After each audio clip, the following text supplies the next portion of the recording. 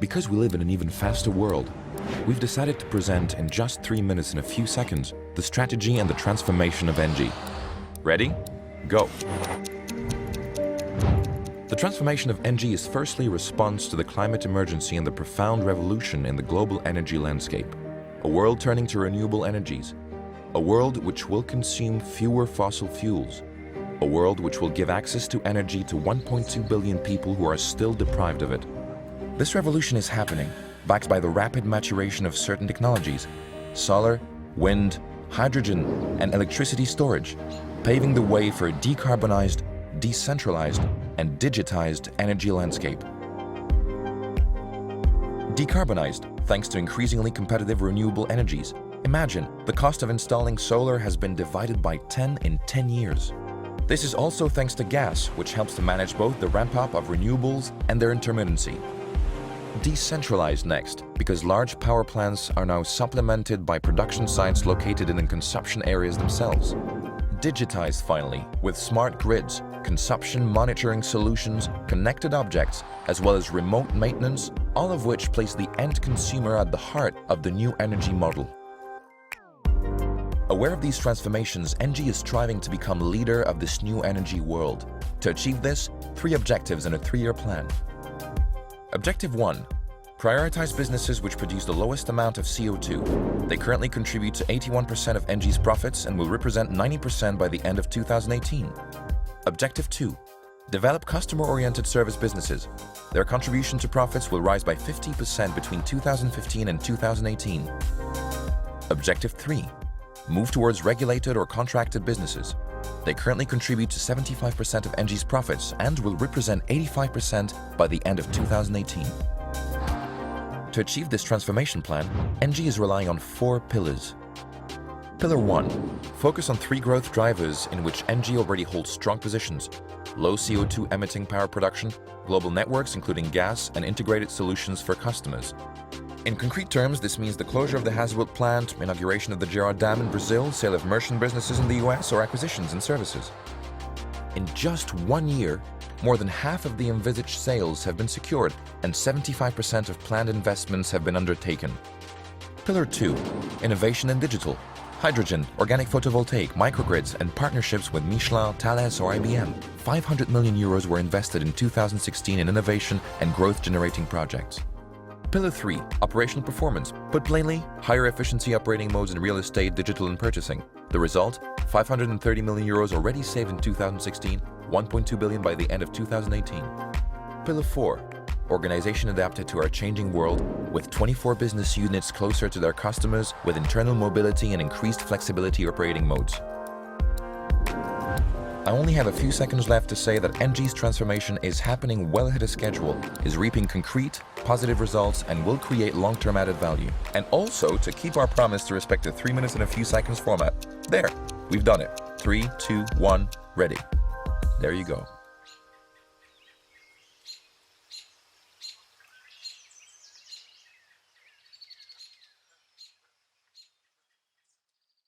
Bueno, nuevamente muchas gracias a la organización por esta invitación y el día de hoy les quiero presentar una experiencia que estamos trabajando en nuestro centro y en conjunto con colegas de la Facultad de Ingeniería de diferentes departamentos de la Universidad de Magallanes y otras instituciones. También quiero dejar constancia de que también estamos participando en esta actividad porque somos parte de la red Revivir, de la red CITEP, ¿no es cierto?, de bioenergía y biomasa rural. Bueno, nosotros hemos llamado Estrategia de Valorización Energética en su fase 1.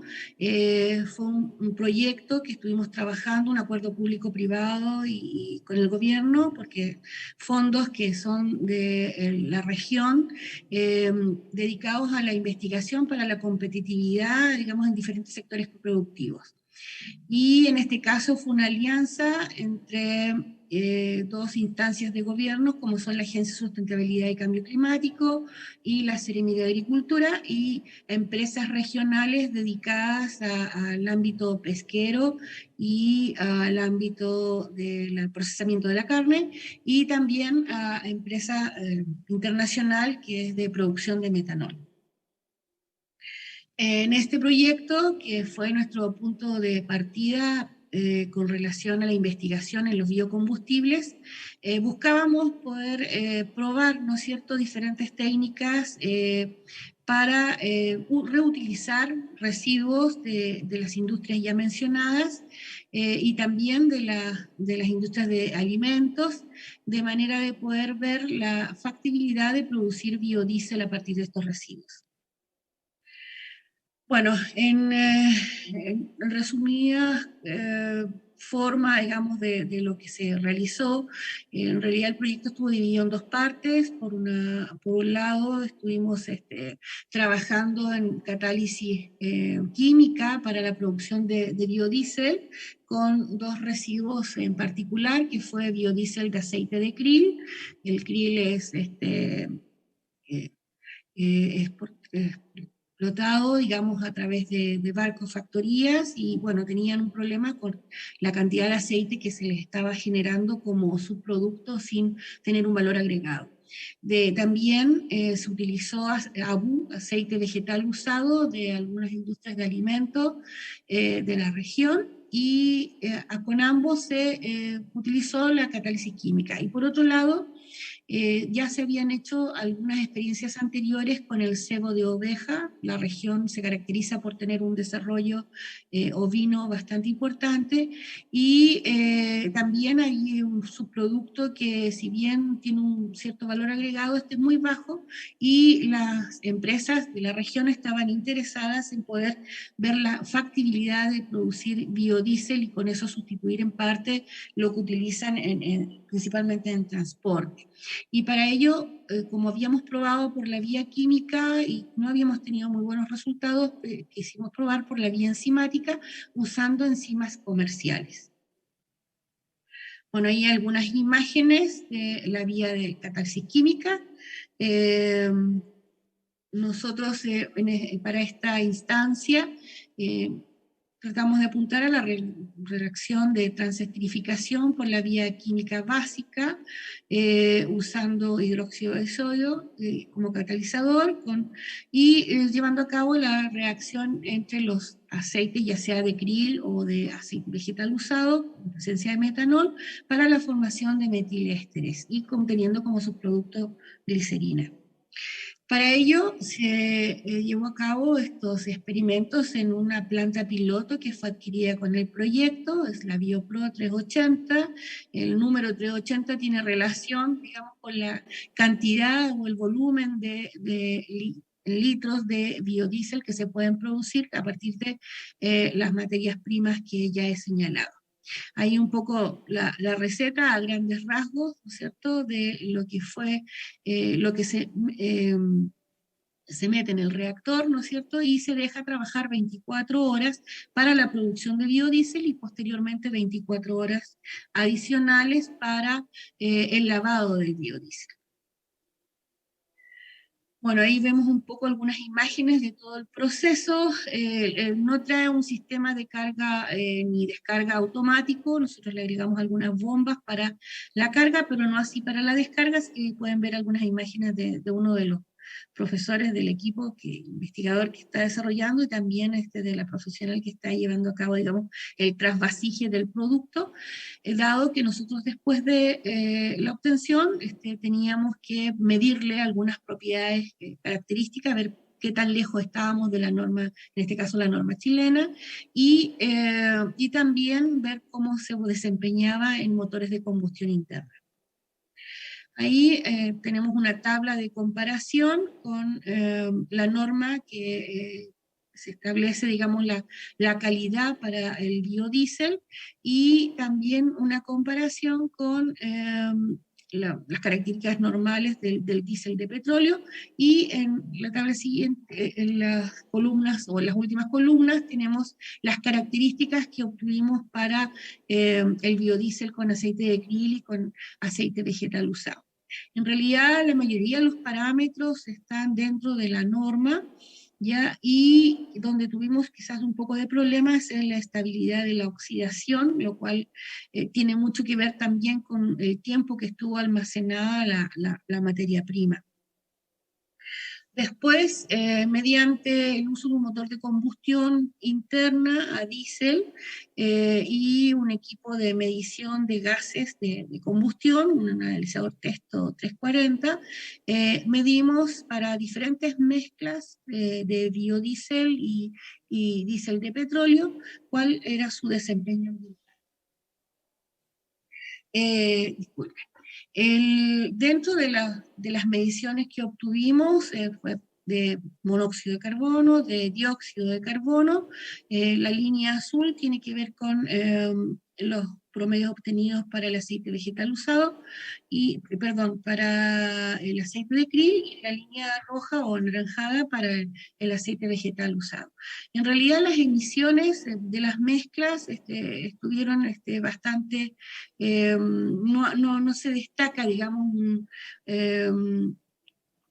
mayores diferencias, salvo aquí en la mezcla de 40% que pensamos que puede tener ahí algún tema de preprocesamiento, pero la tendencia es como similar, digamos, en ambos casos, y sí obtuvimos una leve baja con relación al diésel de petróleo en las emisiones de ambos gases. También estuvimos midiendo un poco el porcentaje de oxígeno y por otro lado también la producción de hidrógeno en las emisiones, y vemos que para el biodiesel había una mayor presencia de hidrógeno en las emisiones para ambos biodiesel. Bueno, también hicimos una pequeña evaluación económica con un análisis de 3 escenarios posibles, una autoproducción, estábamos buscando, ¿no es cierto?, la estrategia de poder ver la factibilidad de utilización de estos productos, un escenario 2 de una posible producción y venta del biodiesel, y un escenario 3 de servicios, digamos, de producción de biodiesel. Dentro de los resultados encontrados, consideramos que al considerar los 3 escenarios, la opción más factible era ofrecer el servicio de producción. Dentro de los gastos de operación, realmente los costos son variables, y la compra de insumos al por mayor obviamente favorece la factibilidad económica de este desarrollo. ¿Ya? Siempre es bueno poder contar con alguna ayuda en el financiamiento, sobre todo si pensamos en estas plantas piloto por parte del Estado. Bueno, hay diferentes subsidios, programas concursables, etcétera, si es que un tercero se quisiera interesar por desarrollar este servicio, porque obviamente la tasa interna de retorno disminuye con respecto a la inversión inicial. ¿Ya?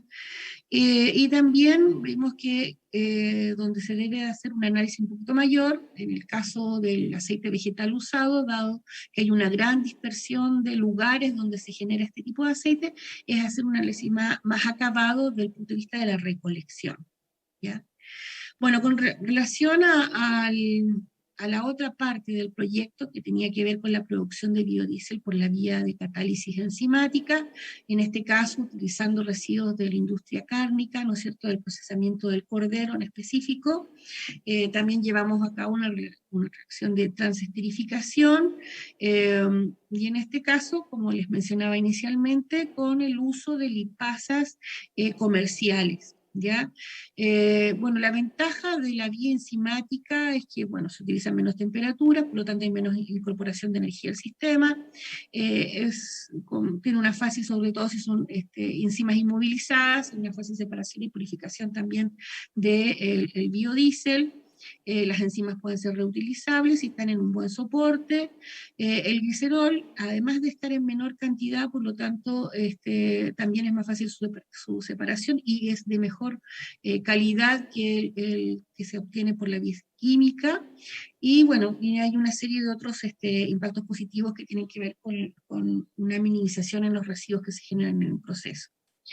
Se probaron varios diseños experimentales, también estuvimos viendo la posibilidad de utilizar otros alcoholes que no sean metanol, etanol, mezclas de metanol y etanol, y también variamos la concentración de la enzima y usamos ambas enzimas por separado y también una mezcla, un consorcio enzimático para ver cómo eran los resultados. Al final nos dieron 27 combinaciones posibles dentro del análisis experimental.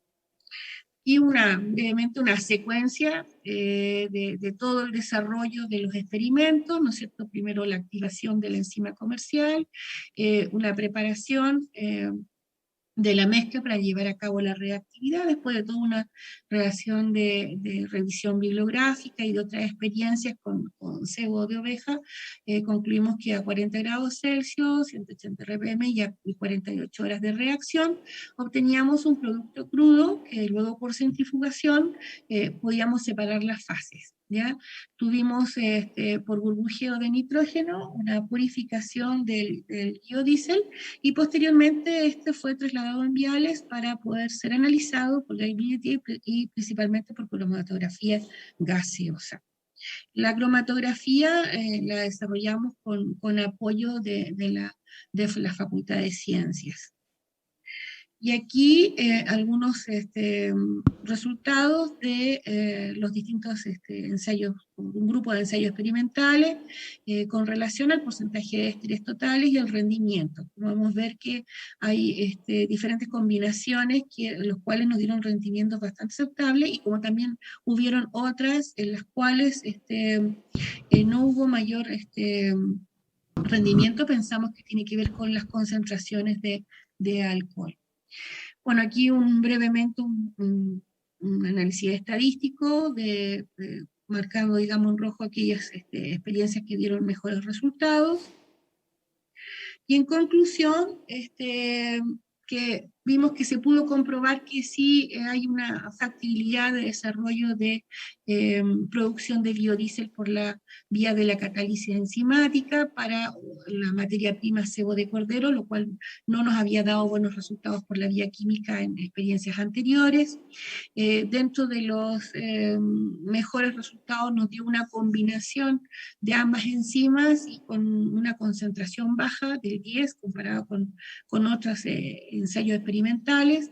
El rendimiento alcanzado con esto es de aproximadamente un 77% del contenido de ésteres de metilo y por lo tanto nos permite ver una proyección en el uso del cebo de cordero para la obtención de biodiesel, pero con una gran observación que en el caso de escalamiento, ¿no es cierto? Hasta aquí estuvimos en un ensayo a nivel de laboratorio, si lo llevamos a niveles de producción más grandes, obviamente las enzimas comerciales tienen un alto costo y se ve la necesidad de obtener enzimas de menor costo para un desarrollo de este tipo de biodiesel.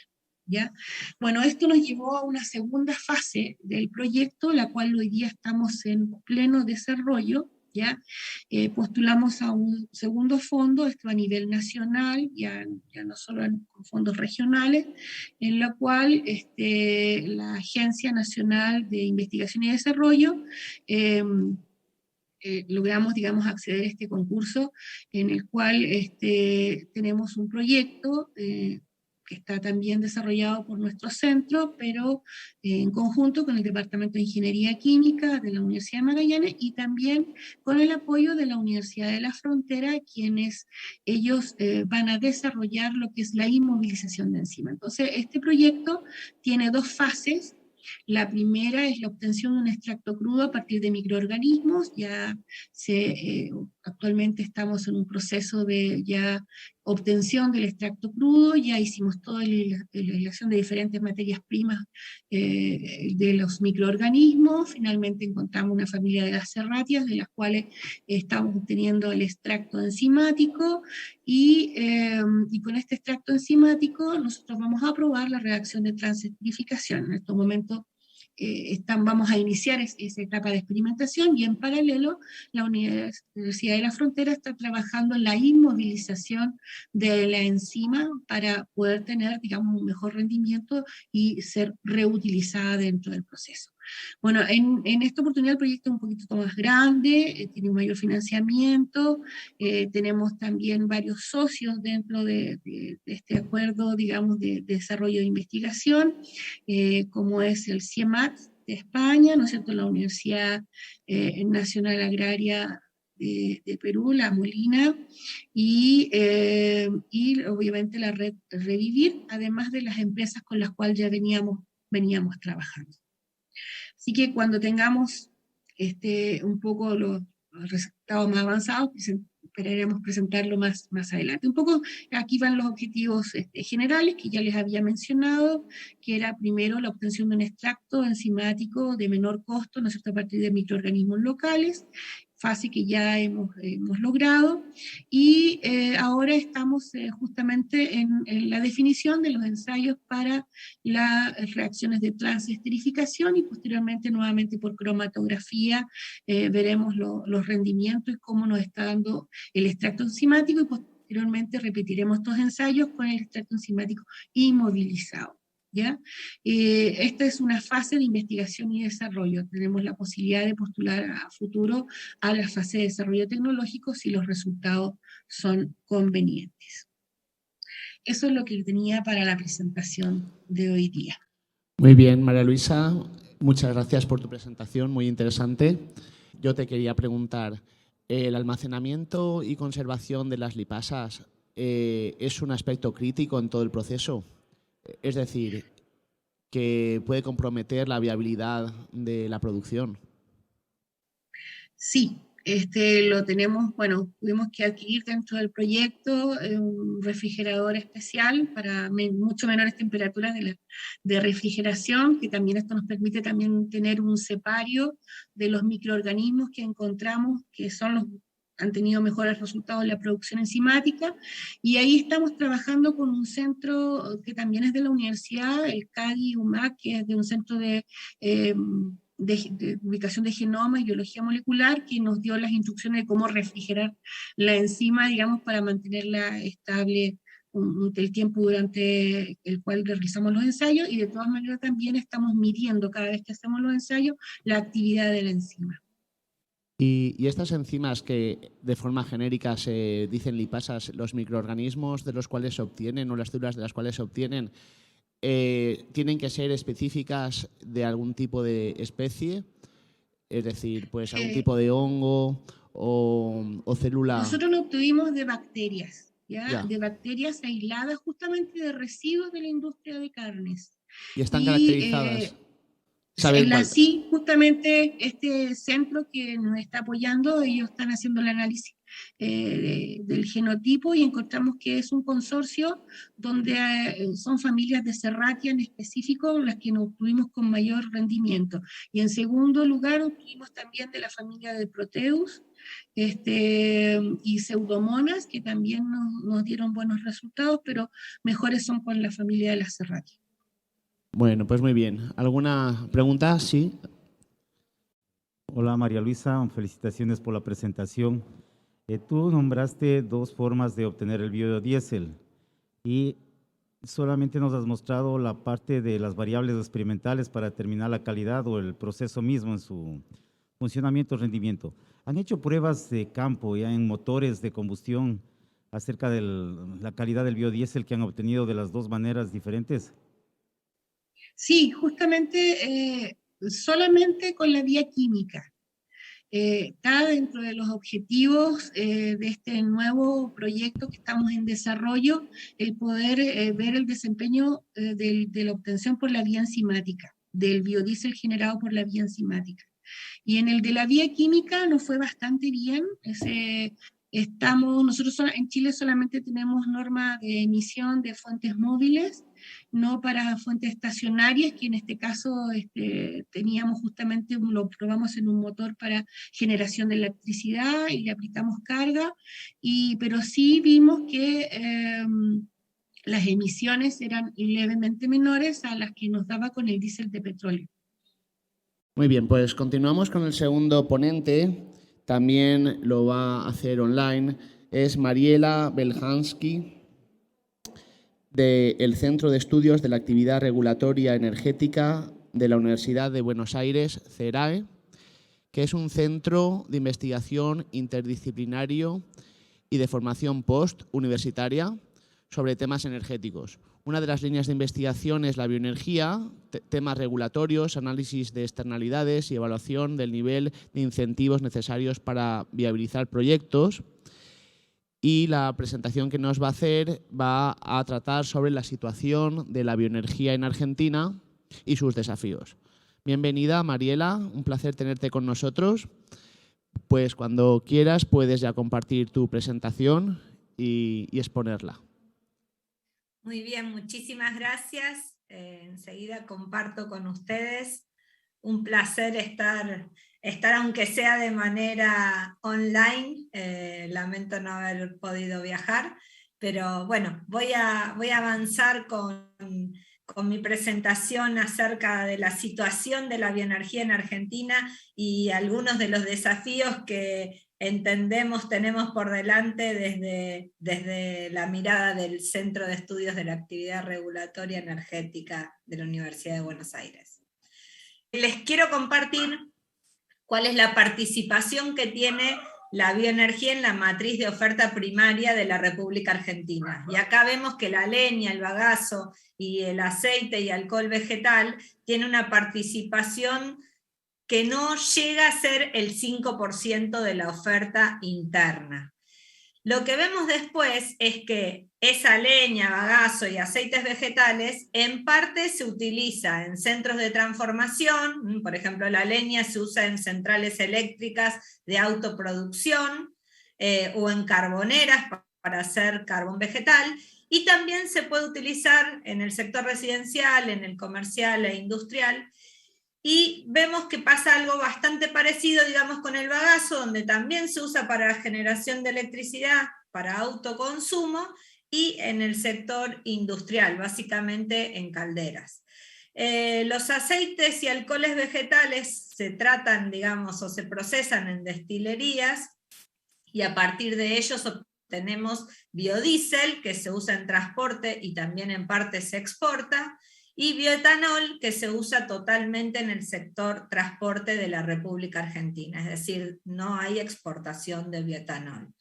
Después tenemos el carbón de leña, que se usa en el sector comercial y en el sector residencial. Pero si uno tuviera que dividir esto, digamos, en cuáles son como los tres grandes subsectores de la bioenergía en el país, tenemos por un lado entonces a los biocombustibles líquidos destinados para transporte, y la valorización energética de la biomasa seca para electricidad o para energía térmica, o en procesos industriales o en el sector residencial, y valorización de biomasa húmeda, el biogás básicamente, que lo podemos usar también para energía térmica, para electricidad, o hacerle un upgrade y obtener el biometano.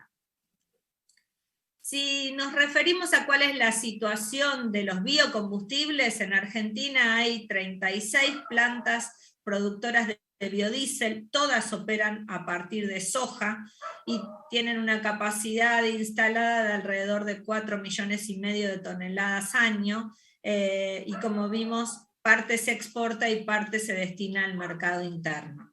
En el caso del bioetanol, hay 17 plantas de producción, 11 de ellas operan a partir de caña de azúcar y 6 a partir de maíz, pero la participación en la producción, más del 55% del bioetanol producido se hace en las plantas que operan a partir de maíz, ¿sí? La capacidad instalada en el caso del bioetanol es de alrededor de 1.200.000 metros cúbicos anuales.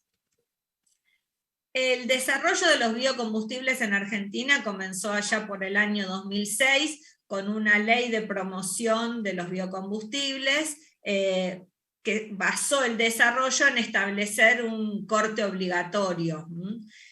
Ahora bien, esa ley que tuvimos desde el 2006 terminó, digamos, su periodo de aplicación, y ahora tenemos una nueva ley de biocombustibles sancionada hace muy pocos días y que está válida hasta diciembre del 2030, que modificó los cortes obligatorios del gasoil con biodiesel, que antes teníamos un corte del 10% y lo bajó al 5%, y le dio la potestad a la Secretaría de Energía de la Nación para elevar el corte o reducir el corte hasta un mínimo que podría llegar a ser del 3%, dependiendo del impacto del corte en el precio final en el surtidor, ¿sí?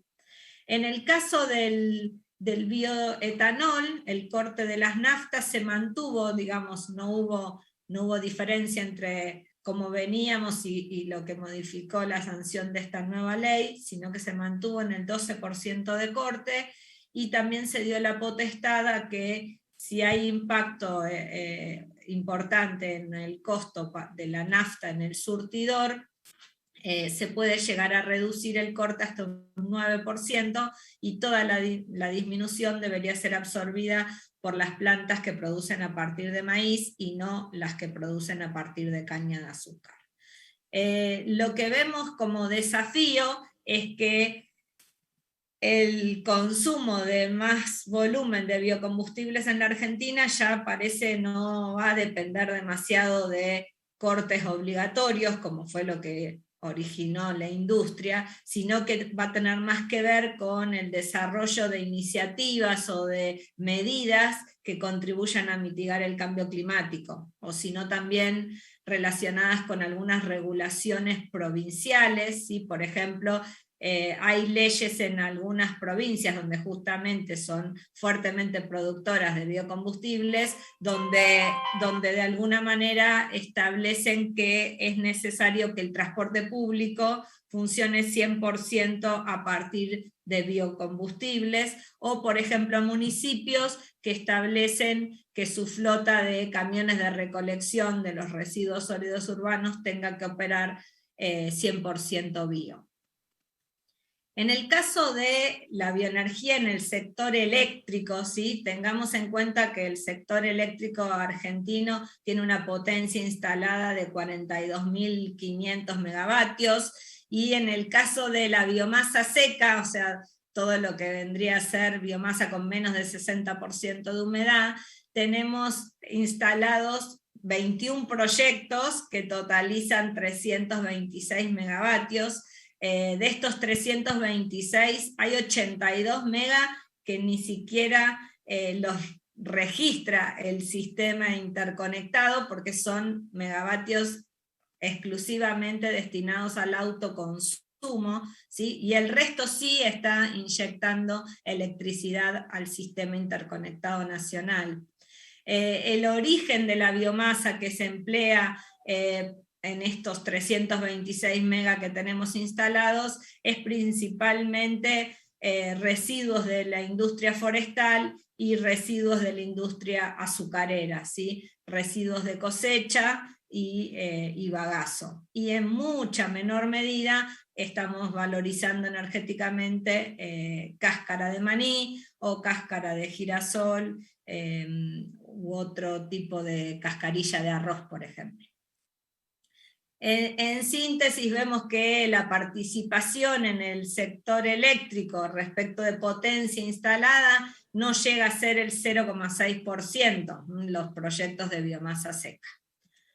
Para el caso del biogás, para generación eléctrica, tenemos una situación de 88 megavatios, de los cuales 24 dependen de 4 rellenos sanitarios, es decir, se valoriza el biogás fruto de la descomposición de esos RCU, y los restantes 64 megavatios corresponden a 25 proyectos que son de biodigestión básicamente, que utilizan estiércol vacuno, estiércol porcino, vinaza, silaje de maíz, efluentes de tambos, efluentes de la industria citrícola, residuos de frigoríficos, entre otros. Como vemos, digamos, la participación relativa de los proyectos de biogás con fines eléctricos dentro de lo que es la matriz eléctrica de Argentina, representan menos del 0,2% de la potencia instalada.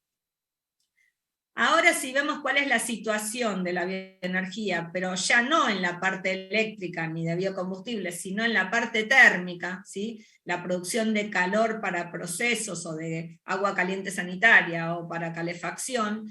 Es importante que tengan en cuenta que no existe un registro obligatorio de este tipo de proyectos, con lo cual esto que yo les voy a comentar es fruto, digamos, de relevamientos, muchos de ellos que se han hecho desde el centro de estudios en el que participo, y también desde el ProBiomasa, que es un programa que promueve la energía derivada de biomasa con fines eléctricos y térmicos, que tiene apoyo de la FAO y que depende de dos organismos de gobierno, de agricultura y de energía a nivel nacional.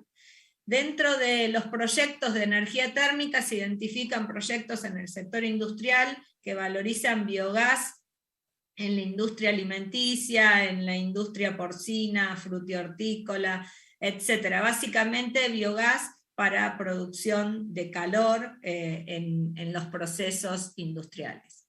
También hay proyectos identificados de calderas que están alimentadas por chip de madera principalmente, que sirven para secado en general, ¿sí? O para vapor de procesos. Hay en general muchos proyectos de calderas alimentadas con chip de madera en todo lo que es la industria yerbatera, la industria tealera y en los aserraderos. ¿Por qué? Porque básicamente esas industrias están situadas en zonas con muchísimos excedentes de recursos biomásicos forestales, ¿sí?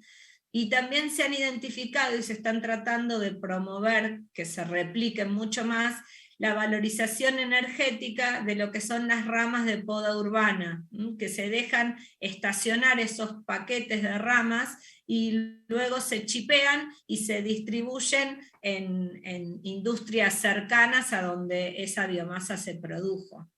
En general estamos hablando de proyectos que lo que buscan es desplazar el uso de gasoil en industrias o incluso de fuel oil. No así reemplazo de gas natural, porque la industria que tiene gas natural le resulta más económico, al menos al día de hoy, seguir operando con gas natural y no operar con biomasa. Eso seguramente irá de alguna manera cambiando a lo largo del proceso de implementar la transición energética necesaria para lograr la carbono neutralidad al 2050. Otras calderas identificadas que operan con biomasa lo hacen a partir de bagazo y de RAC, residuos agrícolas de cosecha, y de las cáscaras, como dijimos, y en el sector residencial y comercial también se han identificado proyectos que utilizan calderas que operan con pellets, tanto en hoteles como en residencias u hogares. En el contexto, creo que es muy importante destacar que llegamos a esta situación que yo les acabo de presentar, en el caso de los proyectos de biogás, básicamente porque hubo licitaciones llevadas a cabo donde había un cupo específicamente establecido para la tecnología generación eléctrica a partir de biogás, o generación eléctrica a partir de biogás de relleno sanitario. Entonces eso hizo que de alguna manera, al existir esta licitación, pudieran de alguna manera suscribir contratos de venta de energía al sistema eléctrico interconectado, contratos con plazos de 20 años y en moneda firme, digamos, en dólares, y entonces eso hizo que pudieran concretarse proyectos de biogás para electricidad. Los proyectos de biogás con fines térmicos sí existían antes de todas estas licitaciones que eran destinadas a electricidad. En el caso de los proyectos de biomasa seca, los de generación eléctrica, algunos se hicieron como consecuencia de estas licitaciones que les nombraba, que fueron las que originaron los proyectos de biogás para electricidad, pero otros proyectos que valorizaban biomasa seca para generación eléctrica, lo hacían desde una mirada de tener energía producida y consumida por la propia industria, es decir, en muchos casos ya había desarrollado antes de estas licitaciones proyectos de generación eléctrica que buscaban de alguna manera valorizar residuos de otras actividades industriales y convertirlos en subproductos porque los iban a utilizar para producir vapor en caldera y luego expandir ese vapor en una turbina de vapor y tener electricidad para la propia industria. En muchos casos, estos proyectos que se construyeron hace años atrás tenían como objetivo entonces también evitar pasivos ambientales o riesgos de incendio que se ocasionaban, digamos, como consecuencia de los subproductos de la otra actividad principal que tenía la industria. Los proyectos de biogás en general tienen mucha menor escala que los proyectos de biomasa seca, y entonces eso hizo que, a pesar de que hubieran las licitaciones de energía renovable, suscriptos contratos de venta de energía a largo plazo, digo, a estos 20 años, los proyectos de biomasa seca eran proyectos de inversiones mucho más altas que los proyectos de biogás, no por mega instalado, pero sí en términos de por proyecto, y eso de alguna manera hizo que varios de los contratos suscriptos de todas maneras no se implementaron por cuestiones, digamos, de crisis de la macroeconomía argentina. Otra cosa que es importante de destacar, y para pensar a futuro, es que los proyectos de bioenergía son proyectos que tienen mayor incorporación de componentes que se pueden fabricar en el país, y eso de alguna manera tracciona que la bioenergía pueda ser promovida como proyectos de desarrollo, básicamente. El contexto en lo que a electricidad se refiere, bueno, en Argentina tenemos una ley de fomento de energías renovables, donde tenemos metas obligatorias y de cumplimiento para todo demandante de electricidad dentro del territorio argentino, que tiene que ir cumpliendo con porcentajes crecientes de cubrir su demanda, digamos, con hidroeléctricas de hasta 50 megavatios, eólica, solar, geotermia o biomasa seca o biogás.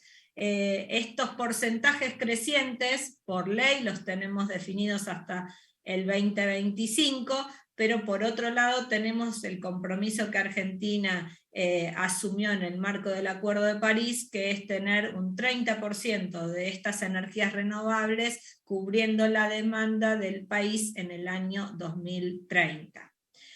La manera que la propia ley da como alternativas para que toda la demanda cumpla con estos porcentajes crecientes de energía renovable es que haya un mecanismo de compra conjunta que lleva a cabo el operador del sistema eléctrico argentino, que es CAMESA, que también está encargado del despacho, que realiza licitaciones, estas que yo las nombré, digamos, se conocen como las licitaciones del Renovar, si es el programa, y en el marco de estas licitaciones, que había cupos por tecnología para lograr abastecer esos porcentajes crecientes de demanda, el 5,6% de la potencia que suscribió contrato fueron contratos de biomasa seca o de biogás.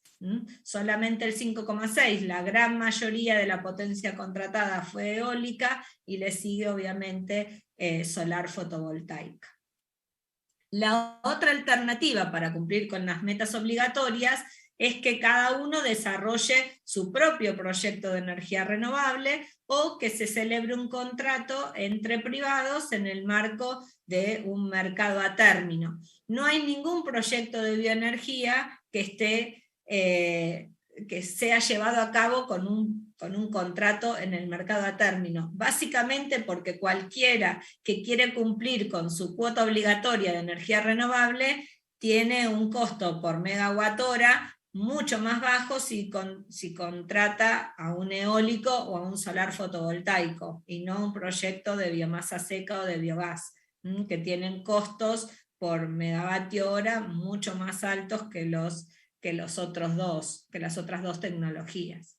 El porcentaje que se cumplió en el año 2020, pandemia mediante y todo, fue del 9,4%, es decir, no llegamos al objetivo que era del 12%. Y esto tiene que ver con que si bien las licitaciones del renovar se llevaron a cabo allá por el año 2017, 2018, hubo contratos suscriptos que luego tuvieron serias dificultades para acceder al financiamiento, y por lo tanto no todos los megavatios de las distintas fuentes renovables que tenían contrato lograron implementar sus proyectos, con lo cual no hemos llegado todavía a cumplir con la meta obligatoria.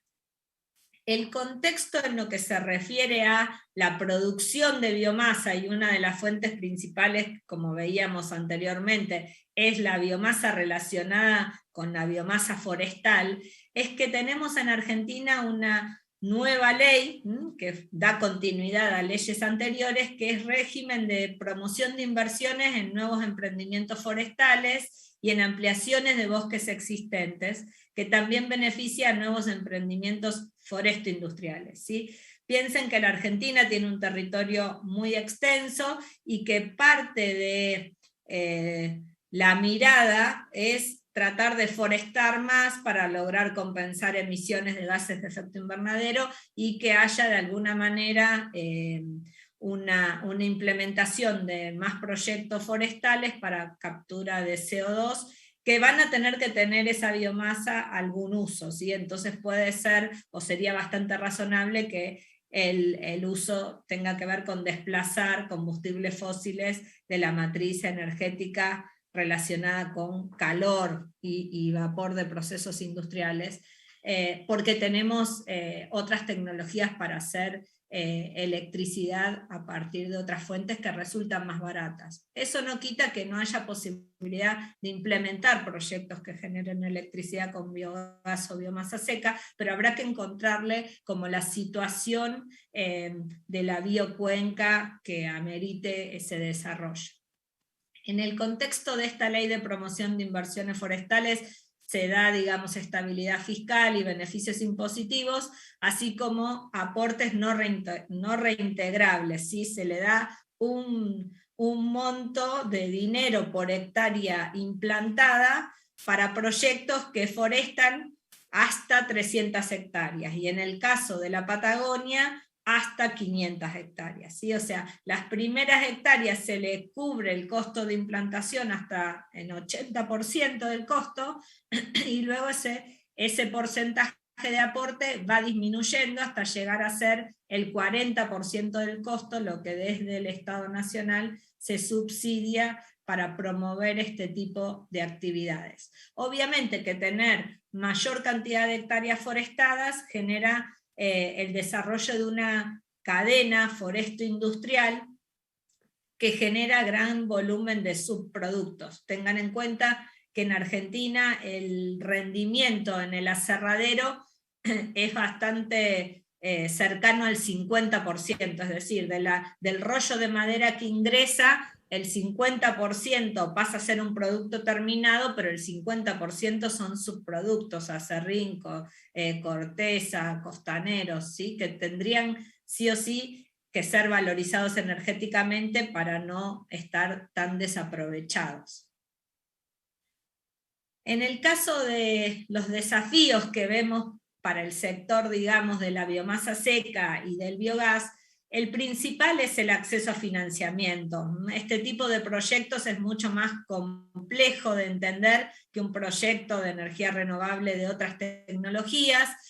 Acá hay el recurso tiene un costo, es decir, tenemos que asegurar tener un combustible biomásico disponible para la operación, tanto en proyectos de energía eléctrica como térmica. Y las biomasas o el abanico de biomasas que se valorizan son diferentes, con distintos niveles de humedad, con distintos poderes caloríficos, y todo eso le cuesta al sector financiero comprender, así que es un gran desafío lograr que el financiamiento llegue realmente a este tipo de proyectos. Para que eso pueda suceder, también hace falta desarrollar mejor las cadenas de proveedores y contractualizar la provisión de la biomasa. Yo no puedo tener un financiamiento y un plazo de pago de un crédito si no tengo un contrato de provisión del combustible biomásico renovable asegurado por el plazo de pago de ese préstamo. Eso es algo que en la Argentina cuesta todavía, digamos, hay mucha biomasa excedentaria, pero no es fácil que alguien se quiera comprometer a entregar tanto volumen de biomasa por año por los próximos 10 años, o 15 años, o 20 años.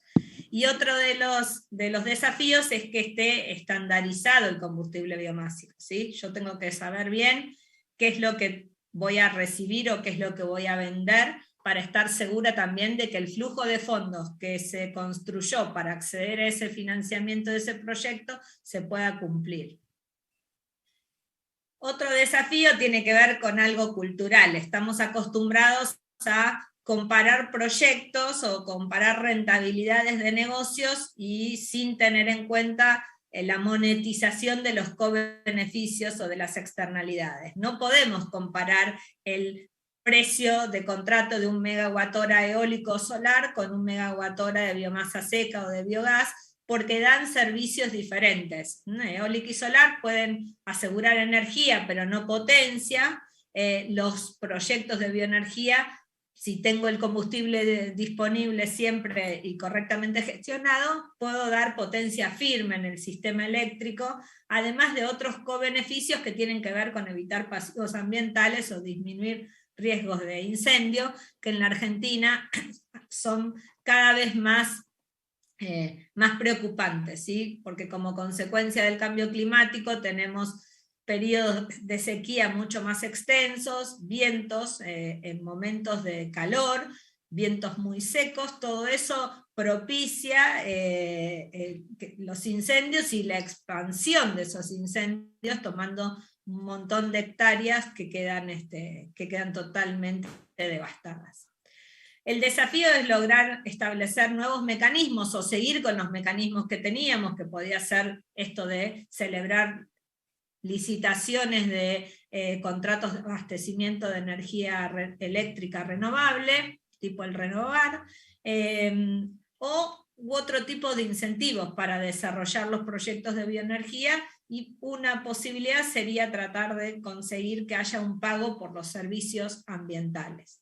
Todas esas cosas están coexistiendo en este momento como desafíos a ver qué herramientas se pueden usar para que, francamente, la bioenergía, que es una herramienta costo efectiva en términos de mitigación del cambio climático, pueda crecer enormemente en un territorio como el argentino, que hay muchísimas hectáreas que hoy no tienen usos productivos, ¿sí? Entonces tratar de ver cómo se viabiliza. Para eso es imprescindible promover de alguna manera la producción de energía térmica renovable en todos los sectores de consumo, el industrial, el residencial y el comercial, ¿sí? Porque tenemos cuotas obligatorias de corte para los biocombustibles en sector transporte, cuota obligatoria de electricidad renovable, pero no tenemos ningún incentivo ni ninguna cuota obligatoria de tener energía térmica renovable. Y la verdad es que la electricidad es una partecita de toda la energía consumida en el territorio argentino, y es mucho más grande la participación de la energía térmica que la participación de la electricidad. Así que es un desafío ver cómo hacemos para promover o para establecer metas obligatorias de energía renovable térmica. Otro desafío va a ser identificar esas hectáreas marginales, estas situaciones que yo les decía, donde hay cadenas productivas, donde gran parte de lo que se produce es un subproducto, ¿no? Genera de manera concentrada volúmenes interesantes de residuos de una actividad que podrían ser utilizados para producir energía, y hay que identificar ese tipo de situaciones. Otro desafío que tiene que ver más con la valorización del biogás, que no sé cuánto va a prosperar que haya más biogás para electricidad, porque es realmente mucho más costoso el megawatt hora, y eso no resulta tan así si le incluimos las externalidades, pero otra posibilidad del biogás sería el upgrade a biometano, o que directamente sea factible que en el territorio argentino se regule para que en zonas de localidades que están aisladas de la red troncal de gas natural se puedan establecer redes de distribución de biogás, cerca de donde hay subproductos, ¿no? O estiércol o zonas agrícolas que me permiten producir el biogás, y podría directamente usar ese biogás en equipamiento, en un calefón o en una cocina que esté homologada para usar directamente biogás. Y por último, bueno, el tratar de promover el biometano en todas aquellas actividades que hoy están usando gasoil o GLP, donde el biometano sería también un combustible competitivo y claramente con un menor impacto ambiental asociado.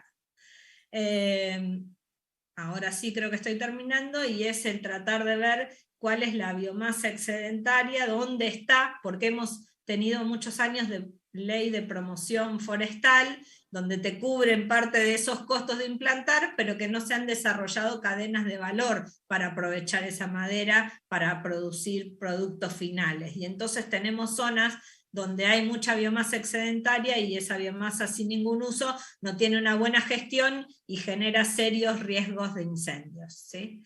Así que, bueno, la verdad es que tenemos que ver cómo generamos planes para reconvertir calderas que utilizaban ese gasoil para utilizar biomasa seca, por ejemplo, o el biometano, dependiendo de cada situación y de la disponibilidad de biomasa de esa zona, porque siempre nos conviene utilizar la biomasa cerca de donde se produce, y para eso nos hace falta, si queremos un plan de reconversión de calderas, tener una buena coordinación entre los actores de esa biocuenca para asegurar un suministro que esté estandarizado, que esté contractualizado, y ahí hace falta coordinar también entre municipios y actores diferentes para que también la regulación acompañe con incentivos o con metas, digamos, tendientes a que todo esto suceda. Ahora sí, terminé, y muchísimas gracias por la atención y por la posibilidad de participar en este encuentro. Muchas gracias, Mariela. Vamos al turno de preguntas.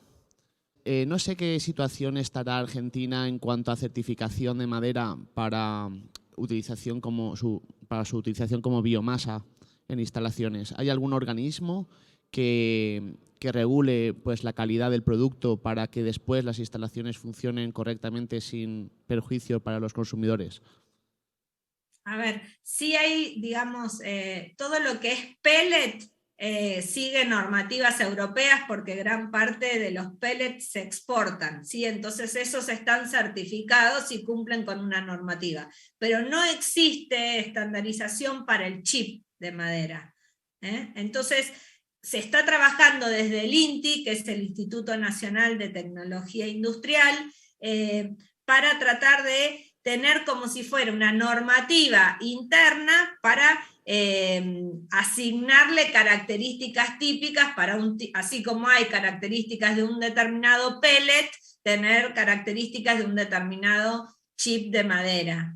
Pero hoy por hoy lo que hay es que los contratos que tienen entre proveedores de biomasa y los usuarios de los proyectos que valorizan esa biomasa, es que tienen contratos uno a uno, y son contratos como analizándoles la calidad del combustible entregado, con muestras que se toman y con porcentajes de humedad, y al final se paga, digamos, como por la energía contenida en ese chip. Pero no es tan fácil porque no está estandarizado, digamos, ¿sí? Es como que, por eso digo que nos falta una maduración como para que sea más fácil la transacción. Otra cosa que me ha llamado la atención de la presentación es que cuando has hablado del biodiesel, también has presentado unas escalas de corte decreciente, que se cortaba primero al 10%, después al 5% y con un nivel del 3%. ¿No sería al revés? ¿No sería, entiendo por corte la mezcla con gasóleo? Sí, no, lamentablemente no entendiste mal. Ah.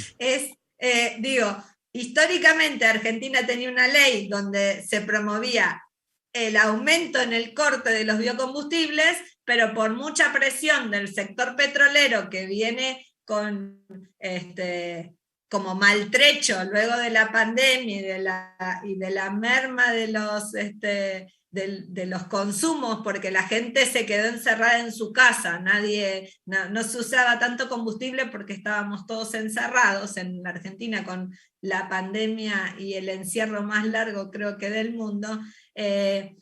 En respuesta, el Congreso de la Nación Argentina, en vez de seguir promoviendo mayor corte, es una política que es contraria a lograr más fácilmente la carbono neutralidad, pero es la que tenemos hoy. O sea, hoy tenemos un corte que no es un corte creciente, aunque tiene la potestad de que crezca, pero lo que está muy claramente establecido es que hoy lo bajó, o sea, del 10 pasamos al 5 para biodiesel, y que se podría llegar a que el corte sea de hasta el 3 como piso.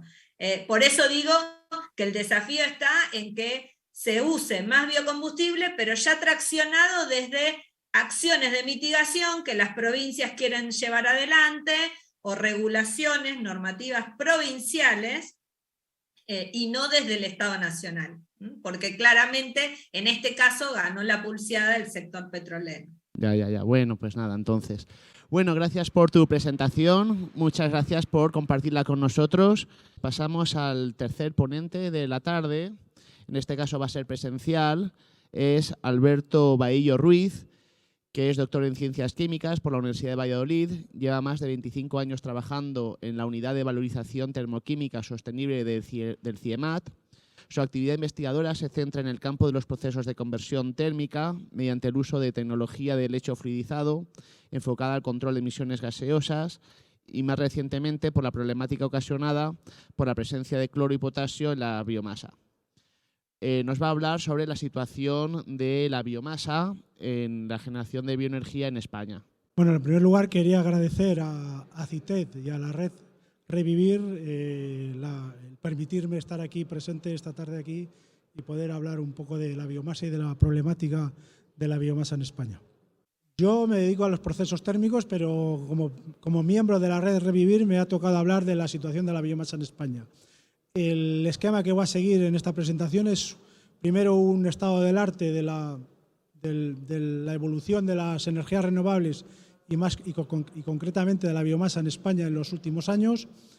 Hablaré de la industria del pellet y de su influencia en el desarrollo de este sector en España, brevemente sobre los procesos de conversión de biomasa en España y finalmente hablaré de dos tipos de biomasa, la fracción biomásica de los residuos sólidos urbanos y del biogás, que en contrapunto con el resto de países europeos, en España les tenemos un poco más abandonados.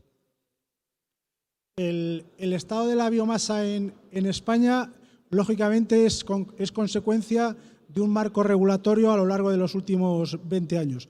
No están todas las leyes, sino simplemente algunas que a mí me han parecido más importantes. Es verdad que en un principio, entre 1997 y 2010, hubo un apoyo fuerte por las energías renovables, no por todas las energías renovables, pero sí por un par de ellas, bueno, principalmente por una de ellas, donde se engloba la ley de 1997, que integró el régimen especial, la ley del 2009, donde se establece el registro de la preasignación de la retribución para las instalaciones del régimen especial, y aquí, como consecuencia de ello, fue un boom de las energías renovables y en concreto de la energía eólica en España. Y después también en la directiva del 2009 de la Unión Europea, la relativa al fomento al uso de la energía procedente de energías renovables. Pero ese apoyo a las energías renovables tuvo un parón en el 2012, como consecuencia de la crisis. Hubo un Real Decreto Ley del 2012 donde se suspendieron los procedimientos para la preasignación y retribución y los incentivos económicos para las instalaciones de producción de energía eléctrica. Y finalmente pues ha habido una mezcla de leyes donde unas favorecen un poco y otras, bueno, digamos que hay una ambivalencia. Para finalmente pues tener diferentes acuerdos, tanto por la Unión Europea, el paquete de invierno, como el Plan de Acción Nacional de Energías Renovables del 2011-2020, la COP21 con el Acuerdo de París y los planteamientos ya futuros para el 2030 y 2040 con el Plan Nacional Integrado de Energía. La Unión Europea fijó unos límites en el 2009. En el 2009 fijó unos límites para el año 2020, donde había, bueno, como podéis ver ahí, una reducción del 20% de los gases de efecto invernadero, un 20% de energía renovable, un 20% de eficiencia energética y un 10% en el sector transporte procedente de las energías renovables. Posteriormente, estableció las directivas de 2018 y 2018, las dos del 2018, para el 2030 unos objetivos mucho más ambiciosos: el 40% de los gases de efecto invernadero, el 32% de energía renovable, 32% de eficiencia energética y un 14% para el sector transporte. En el caso de España, pues en el Plan Nacional Integrado de Energía y Clima estableció para el 2030 un 23% de gases de efecto invernadero, un poco por debajo de los objetivos de la Unión Europea, pero sensiblemente superiores en los otros conceptos.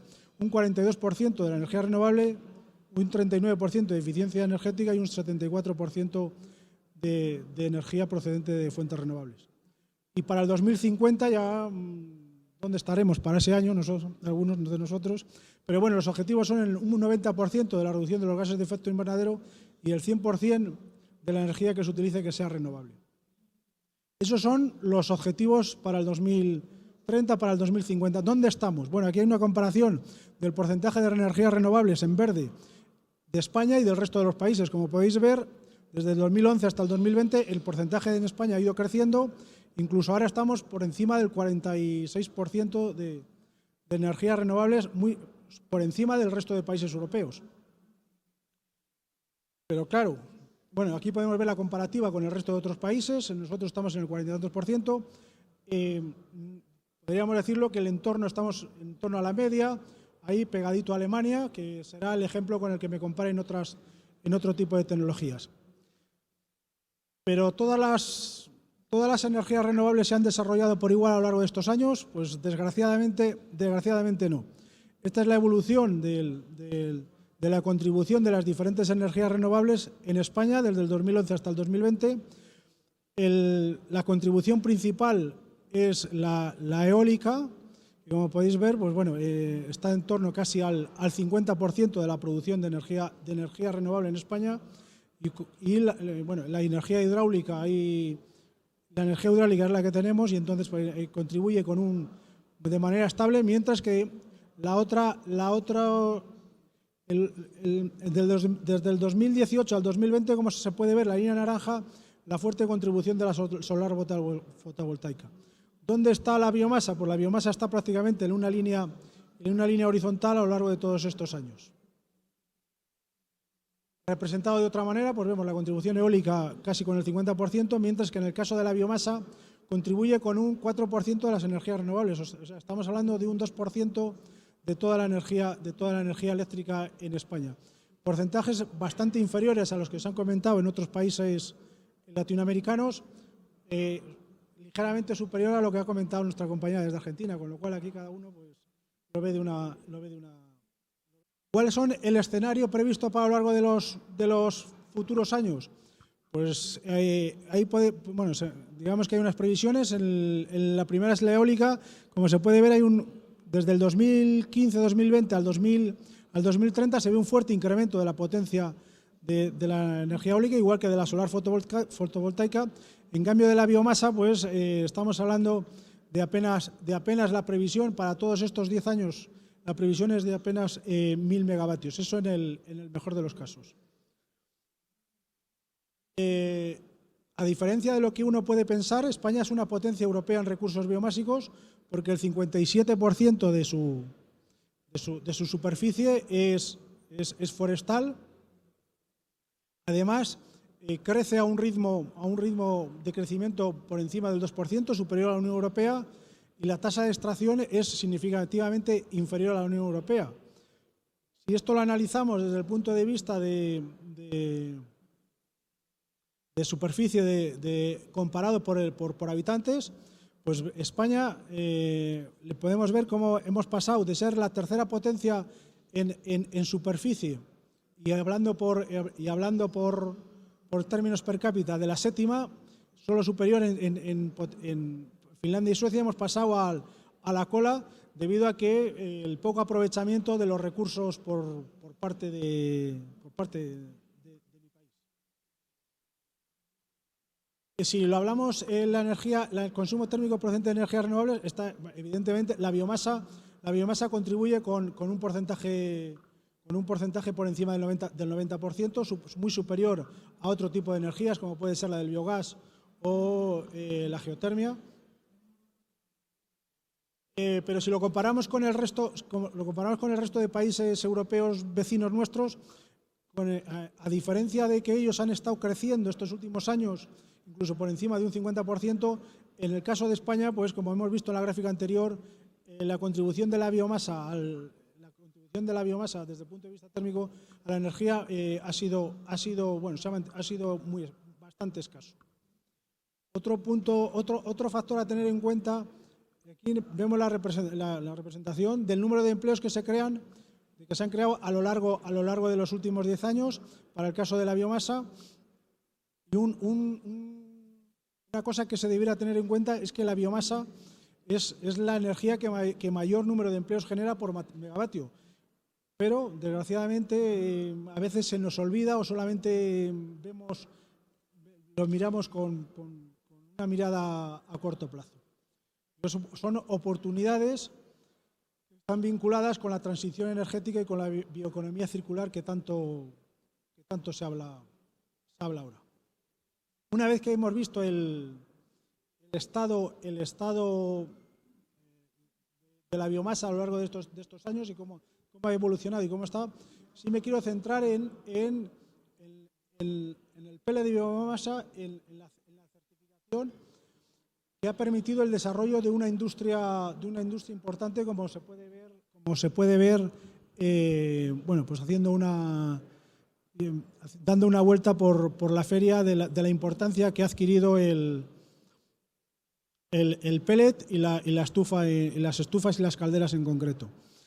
El gran desarrollo proviene de que se estableció un tipo de certificación que permite una calidad y una seguridad a la hora de tener un combustible, que en el caso de la biomasa es un factor importante, esa seguridad y esa calidad y garantizar esa calidad.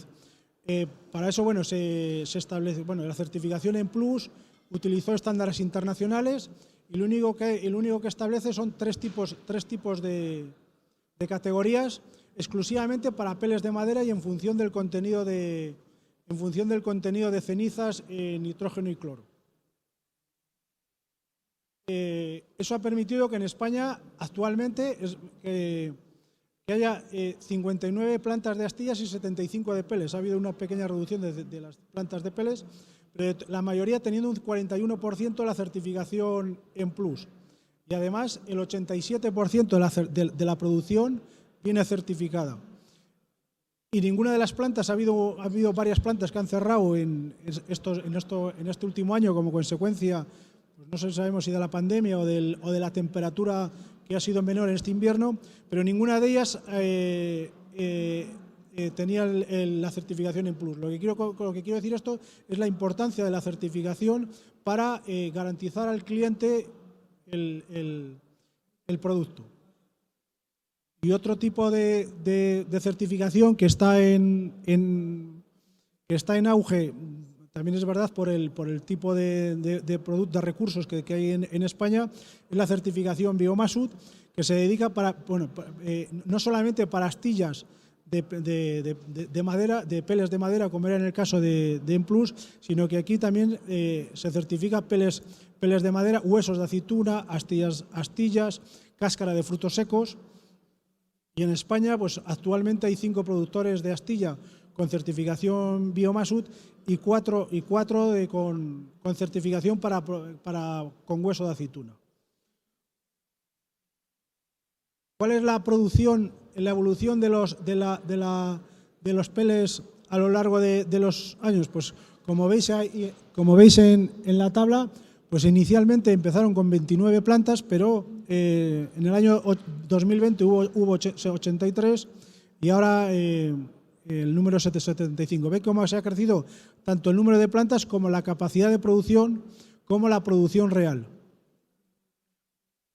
Es verdad que en los últimos años ha habido una reducción, pero no sabemos si ha sido por esto de la pandemia o, bueno, digamos que hay varias causas. Una de ellas es la pandemia y otra que el invierno ha sido más leve. ¿Para qué se utilizan los peles de madera? Principalmente y en torno a un 60% se utiliza para calefacción residencial, para calderas de menor de 50 kilovatios y el resto para calefacción comercial. Como se ve en la tabla, evidentemente nadie utiliza peles para producir electricidad.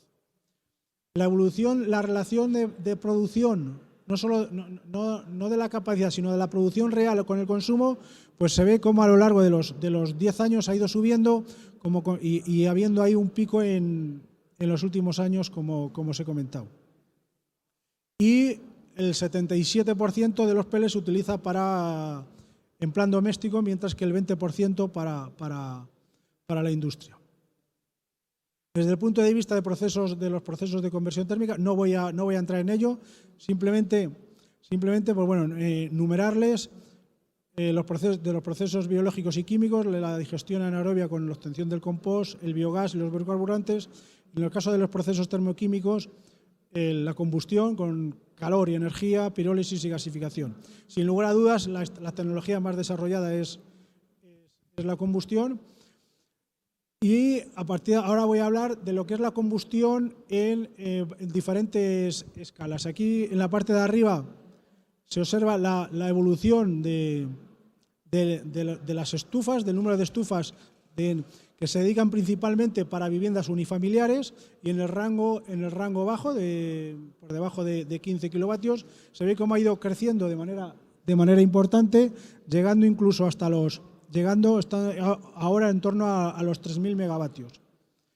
En el rango superior, entre 15 y 50 kilovatios, principalmente se ve el crecimiento también en los últimos años y principalmente se dedica, como aparecen ahí, en los edificios públicos, en colegios, en polideportivos o en viviendas ya de mayor tamaño donde se necesitan calderas de por encima de 15 kilovatios. Ya otra escala sería entre 50 kilovatios y 1 megavatio. Ahí bueno, se ve que también, al igual que en el caso anterior, como tanto el número de instalaciones como la potencia total va aumentando, principalmente hasta se utilizan en comunidades de vecinos, y ya por encima de 1 megavatio, pues bueno, ya el número de instalaciones es lógicamente mucho menor, y principalmente este tipo de calderas se utilizan en las redes de district heating, que últimamente está cogiendo gran auge en en España.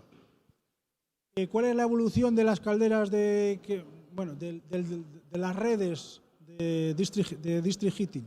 Pues ahí se puede ver cómo a lo largo de los últimos años ha ido aumentando el número de instalaciones, llegando, pues ahora hay 414 redes con una potencia instalada por encima de 1.500 megavatios y principalmente se utilizan para redes de calor. Un ejemplo de redes de calor, pues como la red en Cuéllar, en un pueblo aquí de Segovia, que lleva ya más de 20 años, o la red de calor de Soria, que va aumentando constantemente, o en Móstoles, o por ya que estamos aquí, en la Universidad de Valladolid tiene una red de más de 11 kilómetros con cerca de 15 megavatios. Quiero decir que en los últimos años sí que ha habido un gran auge de las redes de calor y espero que, teniendo en cuenta que esta zona y determinadas zonas en España que son frías, pues que sigan en aumento.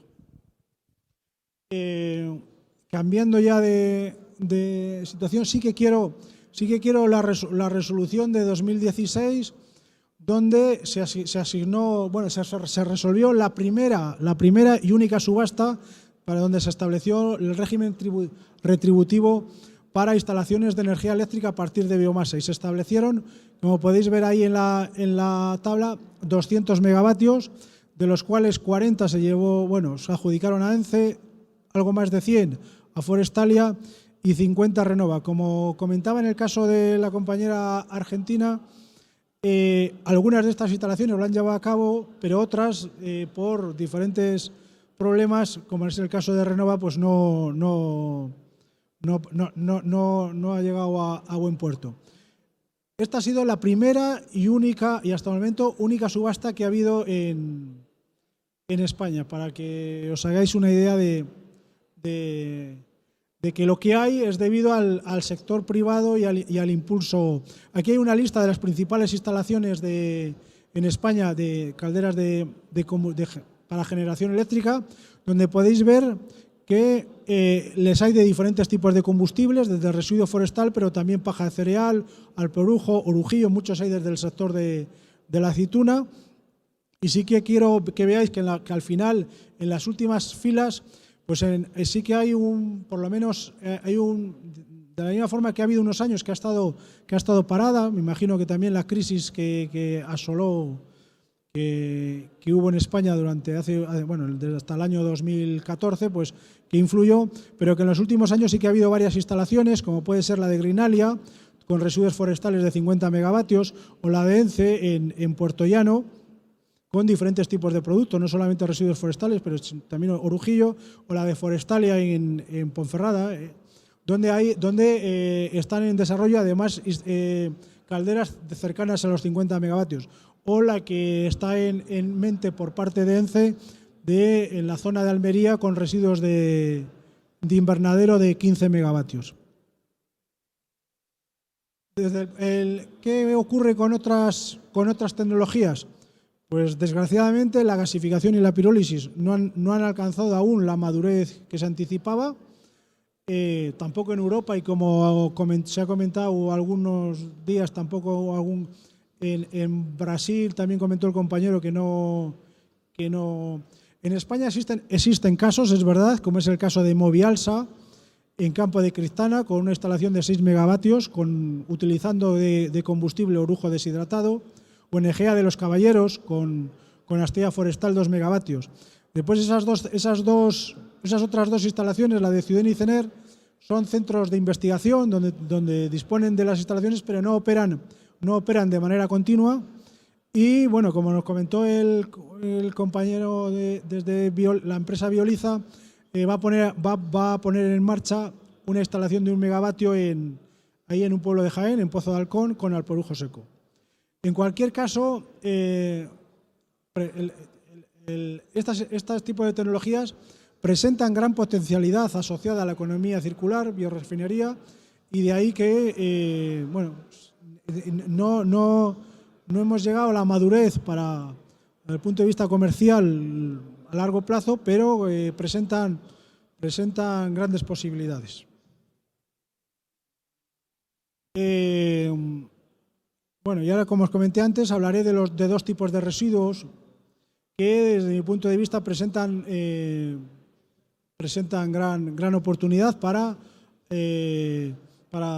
contribuir al desarrollo de la biomasa desde el punto de vista térmico.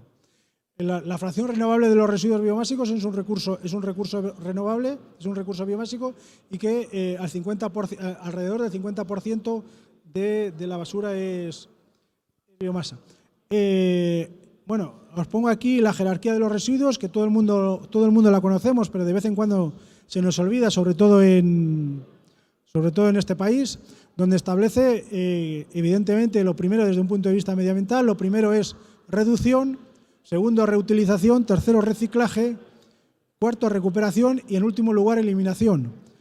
Desde el punto de vista de la jerarquía, pues bueno, es la misma, lo único que enfatiza que primero está la recuperación energética, la digestión anaerobia, el tratamiento biológico mecánico y finalmente el compostaje.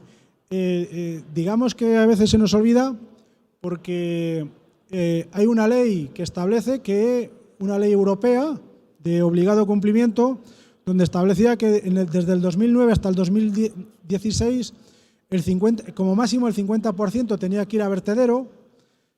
En el caso de España, los datos son del 2018, pero que podéis ver ahí cómo España envía en el 2018 el 53% a vertedero, a diferencia de Alemania, que solo envía el 1%, mientras que para compost Alemania aprovecha el 68%, España está en el 35%, y en el caso de la valorización energética, España está en el 11% frente al 31% de Alemania. Si lo comparamos ya no solamente con Alemania, si lo comparamos con el resto de los países europeos, los países que están a vuestra izquierda son los países que menos envían a vertedero y que más energéticamente aprovechan. Y no son países, como aquí decimos, cualquiera, sino son los países europeos más desarrollados. Suecia, Dinamarca, Finlandia, Países Bajos, Alemania. Lo que quiero decir, mientras que en el caso de España, pues estamos ahí en la parte baja, donde el 54% enviamos a vertedero. Para el objetivo, como he comentado antes, en el objetivo de 2016 era el 35%, pero para el 2030 estamos hablando del 10%, mientras que nosotros, pues bueno, difícilmente será un objetivo que España pueda cumplir. Porque a algunos se les olvida la jerarquía que establecíamos, donde la eliminación o el enviar al vertedero está después que la valorización energética. Si lo miramos con el resto de países de Europa, pues bueno, ahí el número aquí que están reflejadas el número de instalaciones en negro, donde España tiene 12 instalaciones, 11-12, pero que en el caso de Alemania pues se puede ver que tiene 96, o en el caso de Suecia, con mucha menos población, pues tiene 37, o Dinamarca 26, o Bélgica también, que es un país con menos extensión, 17, o Francia con 121. Y si lo miramos desde el punto de vista per cápita, que es el número rojo, pues bueno, España tiene 3, pero que hay otros países donde estamos lejos. Pero si el caso de la fracción biomásica de los residuos sólidos urbanos ha sido ese, en el caso de las plantas de biogás, pues estamos exactamente igual.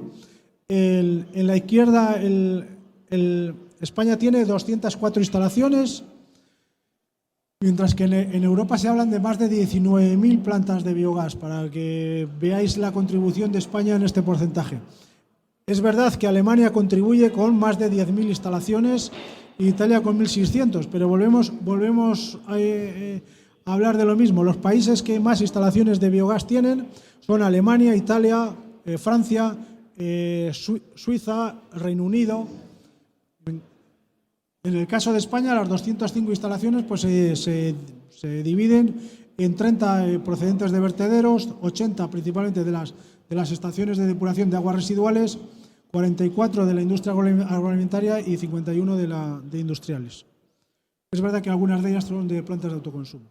Si lo analizamos desde el punto de vista por millón de habitantes, las plantas que se ponen, pues bueno, ahí en el caso de España Son 4, pero en el caso de Alemania 138. Es verdad que Alemania es un caso excepcional, pero bueno, en el caso de Francia 82, en el caso de Reino Unido 11 o en el caso de Noruega 26, 28 de Suecia. Lo que quiero decir, y que comparando con países, evidentemente no con los países más desarrollados.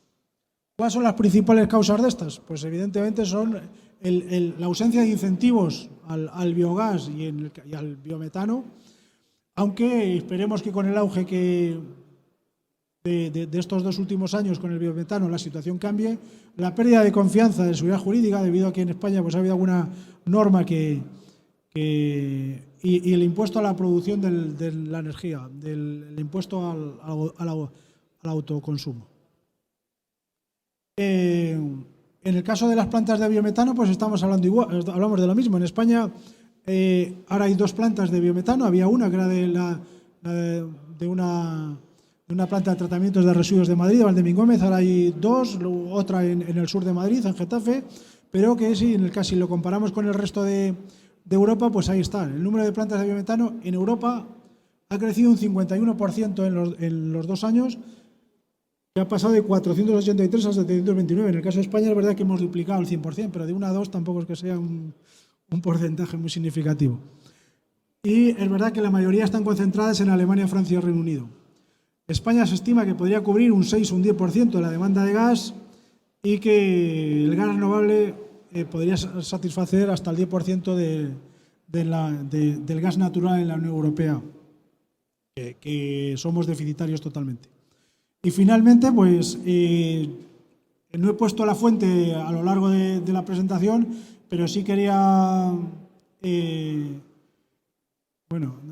dar aquí reconocer gracias a las plataformas, a las diferentes plataformas y asociaciones que hay, que nos permiten al resto de personas interesadas pues estar al día, como es la plataforma de Bioplat, la plataforma de la biomasa, Abebion, que ya todos lo conocéis, a la Asociación de Empresas de Energías Renovables, a las de peles de madera, a la de fabricantes de estufas, a Eversu, a ADAC y al final, que se ve un poco peor, a la Asociación Española de Biogás, que es de quien la mayoría, que he cogido los datos de todas estas asociaciones que nos mantienen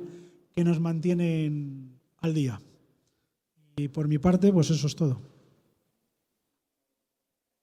Alberto, ¿cómo piensas que va a influir la reciente crecida del precio de la luz en el desarrollo de las instalaciones, tanto a gran escala como a consumo doméstico, para mitigar ese precio tan volátil que tiene el mercado energético mayorista? Es una pregunta complicada porque... Pero desde mi punto de vista, la situación, la política actual del Gobierno, que entiendo que va a seguir a lo largo de estos años, es fomentar 2 energías, como son la eólica y la solar, olvidándose de las energías que pueden contribuir a mitigar cuando estas otras 2 no están en su pleno apogeo. Con lo cual yo creo que va a ser un tema que desgraciadamente no tiene una solución a corto plazo. A corto plazo va a ser difícil de solucionar y me imagino que la solución será cuando aparezcan las tecnologías de almacenamiento de energía para poder tener cierta flexibilidad, porque ahora tenemos una gran potencia de energía eólica, pero cuando en verano, pues si no hay aire, pues desgraciadamente andamos escasos. Digamos que hasta que no haya la posibilidad de almacenar energía, o por lo menos por tener una mayor flexibilidad el precio, yo lo veo que va a estar dependiendo de factores externos, como es en este caso el precio del gas o los derechos de CO2 que se han disparado de manera un poco descontrolada. ¿Y por qué la preferencia del Gobierno español en esas energías y dejándose las demás? Esa es una pregunta que a mí me gustaría saber. Ya, pero yo entiendo, desde mi punto de vista es porque en este país nadie quiere tener una chimenea a su lado. Y si viajaran más por el centro de Europa, pues verían que están perfectamente insertadas en ciudades desarrolladas, pero en España el político es de muy corto plazo y no quiere, lo único que le interesan son sus 4 años. Ya, bueno, pues muchas gracias. Deseo conocer su opinión. Soy ignorante en el tema, he escuchado por noticieros en mi país que ya se terminó la ejecución del proyecto Nord Stream 2, que es el gasoducto que parte desde Rusia hasta Alemania directamente, evitando pasar por Ucrania y evitando pasar por Polonia. Y eso va a abaratar los costos del gas que va a insertar Rusia a través de Alemania al resto de Europa. ¿Esto complicaría la situación de la industria bioenergética en los países europeos y en España? Yo entiendo que no. En España principalmente depende del gas de Argelia. Entonces, es verdad que el oleoducto del que hablas es muy importante para el centro de Europa, pero para el caso de los países que estamos aquí en el extremo, es importante tener varias opciones, pero yo creo que España va a seguir depende. Tenemos un acuerdo que viene de Argelia directamente. Yo creo que desde ese punto de vista no va a haber ninguna variación en lo que es en el desarrollo de las instalaciones de biogás y de biometano. Javier Calviño Polo, que es ingeniero industrial especialista en energía, comenzando en Huascor, que es la actual Siemens, y actualmente desde el año 2012 está en Enerbasque. Desde el año 2008 lleva desarrollando y experimentando los ciclos ORC de pequeña y mediana potencia. Nos va a hablar justamente sobre este tema, la valorización de residuos de biomasa mediante el uso de ORCs para la conversión en electricidad. Muchas gracias.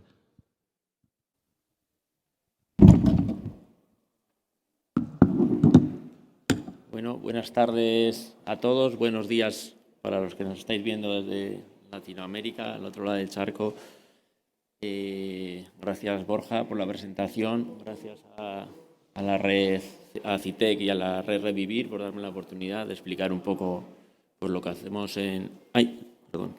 la mascarilla, lo que hacemos en Enerbasque y concretamente la valorización de residuos de biomasa mediante el uso de ORC para convertirla en electricidad. Vale, pues un poquito os explico la historia nuestra de como empresa de Enerbasque y posteriormente entramos un poco más en materia de lo que es la valorización de residuos. En Enerbasque nacemos en el año 2012, en mitad de una crisis global, con el parón de las energías renovables en España del Real Decreto del 2010. Y bueno, aún así nos armamos de valor, creemos en nosotros, creemos en la tecnología que queremos desarrollar y tiramos para adelante.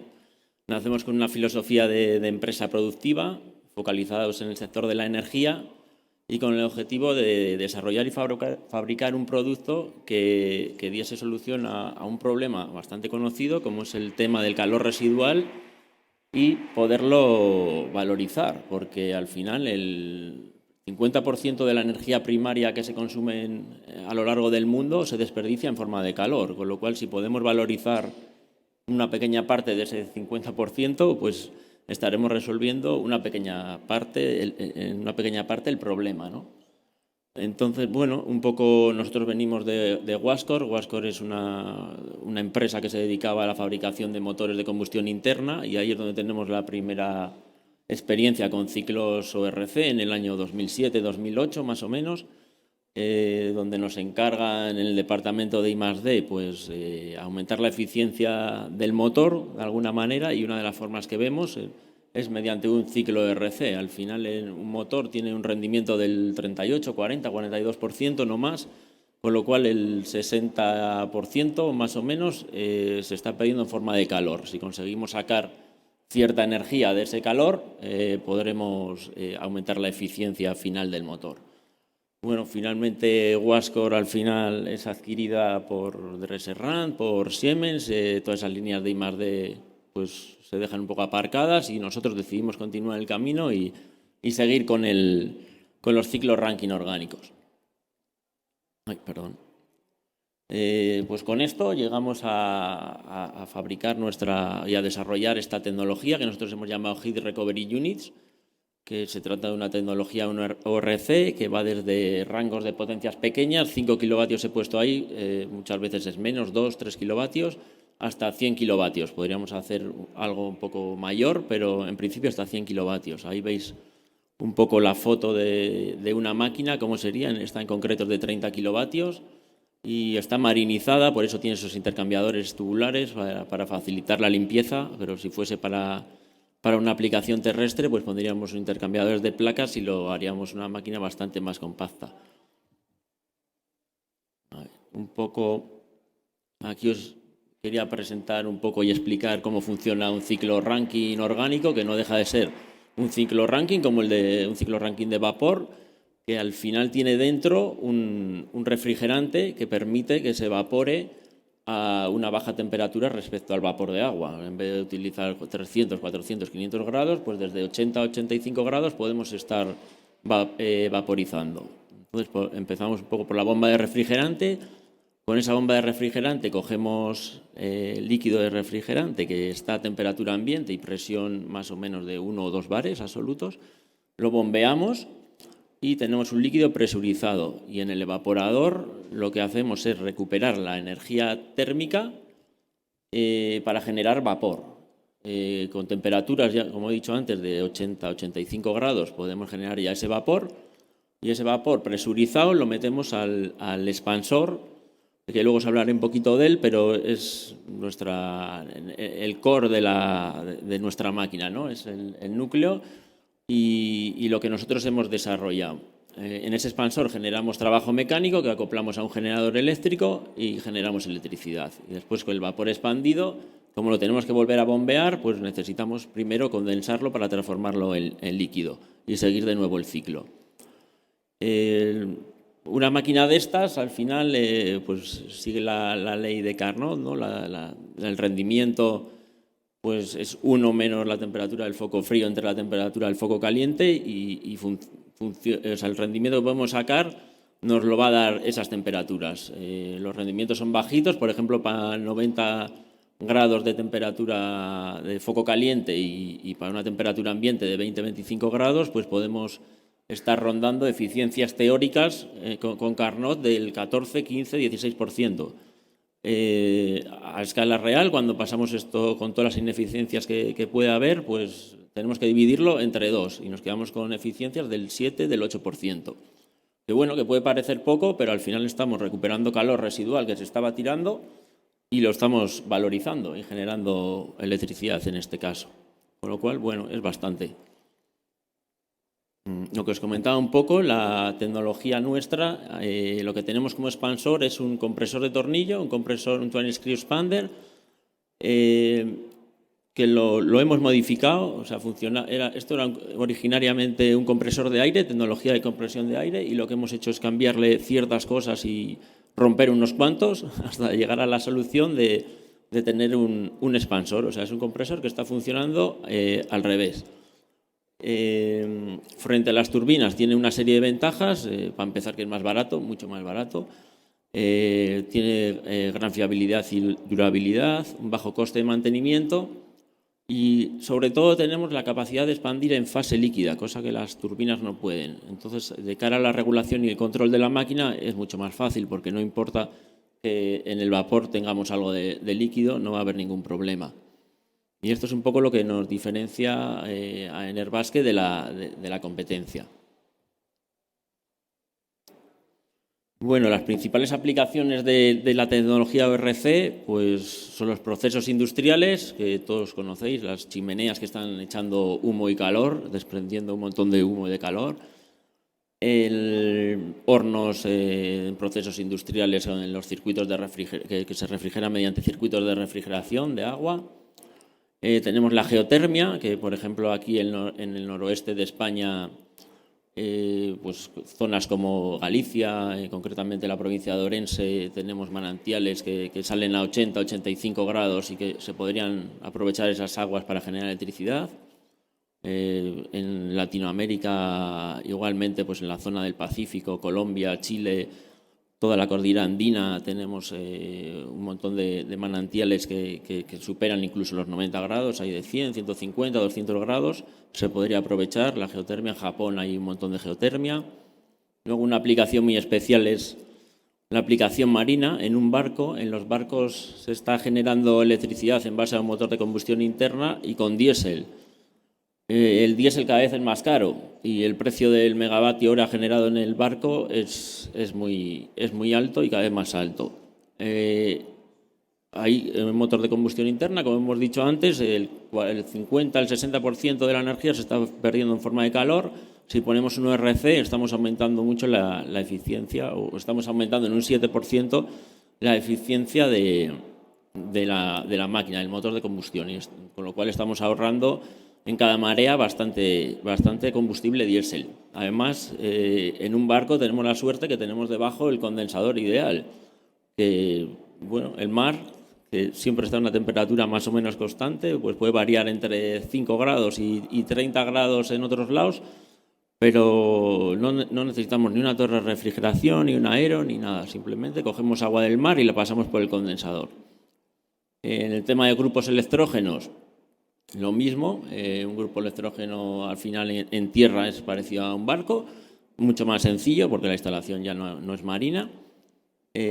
Podemos utilizar el ORC también en el tema de biomasa y residuos, como luego profundizaremos, con solar térmica, tanto solar de concentración como tubo de vacío.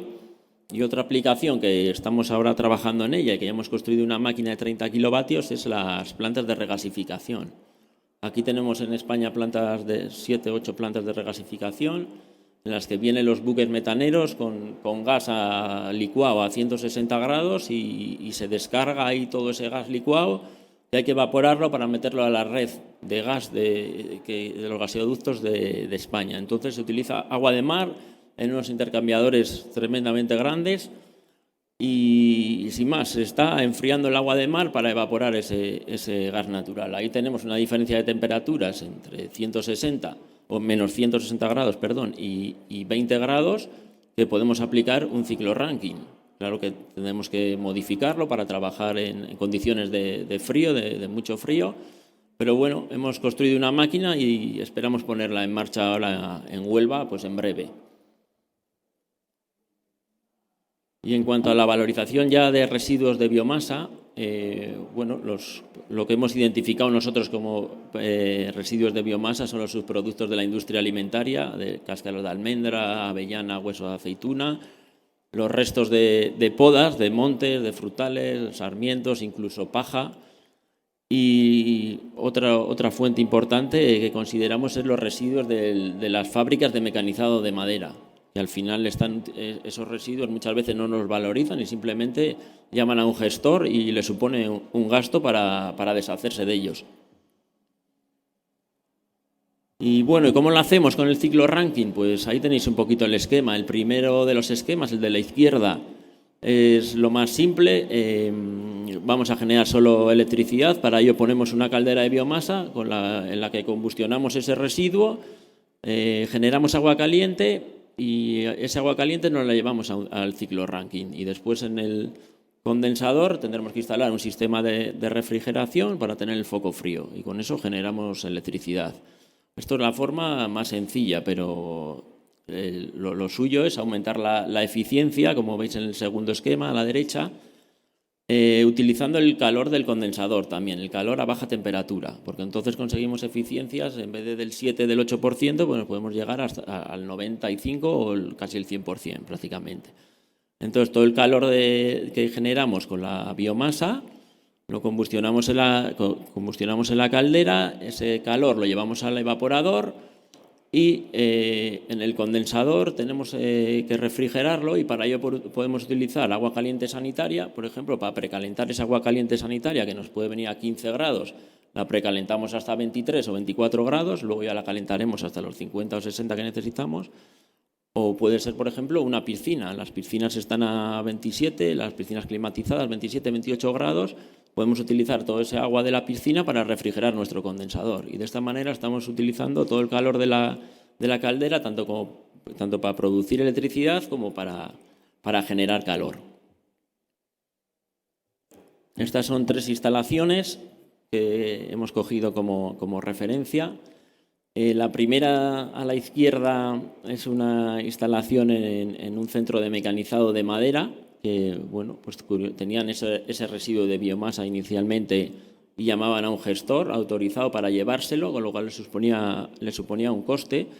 Después instalaron una caldera de biomasa hace años para dar calefacción a la planta durante los meses de invierno, pero los meses de invierno aquí son desde noviembre, diciembre hasta Semana Santa, en abril. A partir de ahí, pues lo único que hacían era con el residuo, lo combustionaban en la caldera y lo echaban a la atmósfera, el calor, o sea, lo perdían. Y nosotros instalamos ese ciclo Rankine orgánico que veis ahí y ahora están produciendo pues entre 25 y 30 kilovatios eléctricos en los meses de verano para autoconsumo de la planta. La foto que se ve arriba a la derecha es una caldera en la que se meten directamente fardos de biomasa que llegan directamente del monte y según llegan se combustionan ahí y se genera aceite térmico a unos 200, 220 grados. Y lo mismo, ese aceite térmico al final se conduce al ORC que está metido en el contenedor azul y se generan, en este caso son 50 kilovatios eléctricos. Y tenemos arriba el sistema de refrigeración, el aerotermo.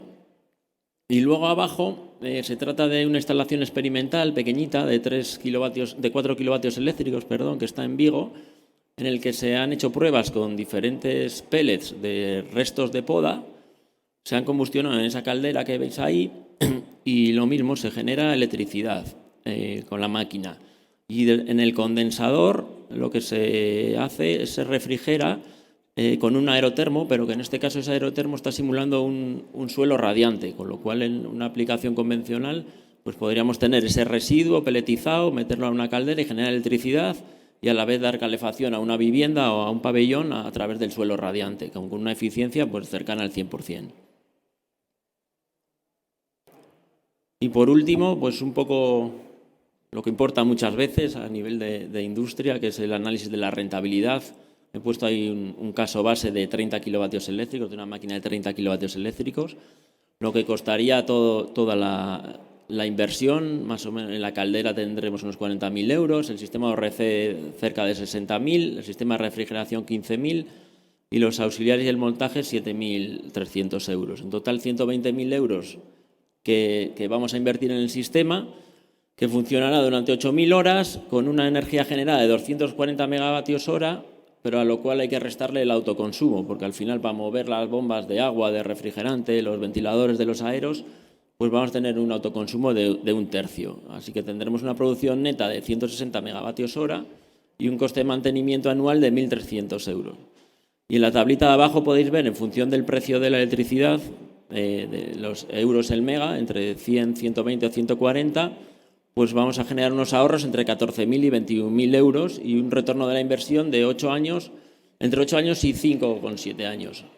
Que puede parecer mucho, pero bueno, este es un caso base. Hay en muchos casos que, como he contado antes, pues que la planta ya tiene la caldera de biomasa o puede tener el sistema de refrigeración, con lo cual venimos a minorar esa inversión. Y bueno, aparte para todo este tema, ahora en España pues hay subvenciones que pueden llegar al 25 o 30% o incluso más, y esos retornos de la inversión pues pasarían de 8 o 5 años pues a 5 o 2 años, por ejemplo. Y bueno, hasta aquí todo. Esto es lo que os cuento. Cualquier duda. Gracias. Javier, buenas tardes. Gracias por tu ilustrativa presentación. Mi pregunta va orientada o la interpretación que le doy es que este sistema está intencionado para capitalizar el calor en el condensador. Pero ¿qué sucede con los gases de combustión interna que tienen una temperatura muchísimo más alta?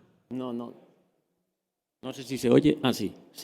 No está pensado para capitalizar el calor del condensador. Lo que pasa es que si capitalizamos el calor del condensador estamos obteniendo una eficiencia muy alta, porque nosotros le estamos metiendo calor en el foco caliente de la biomasa, de una caldera de biomasa.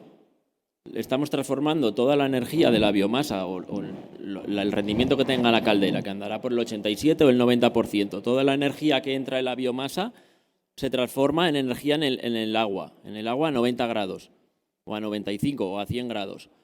Esa energía la llevamos al ORC.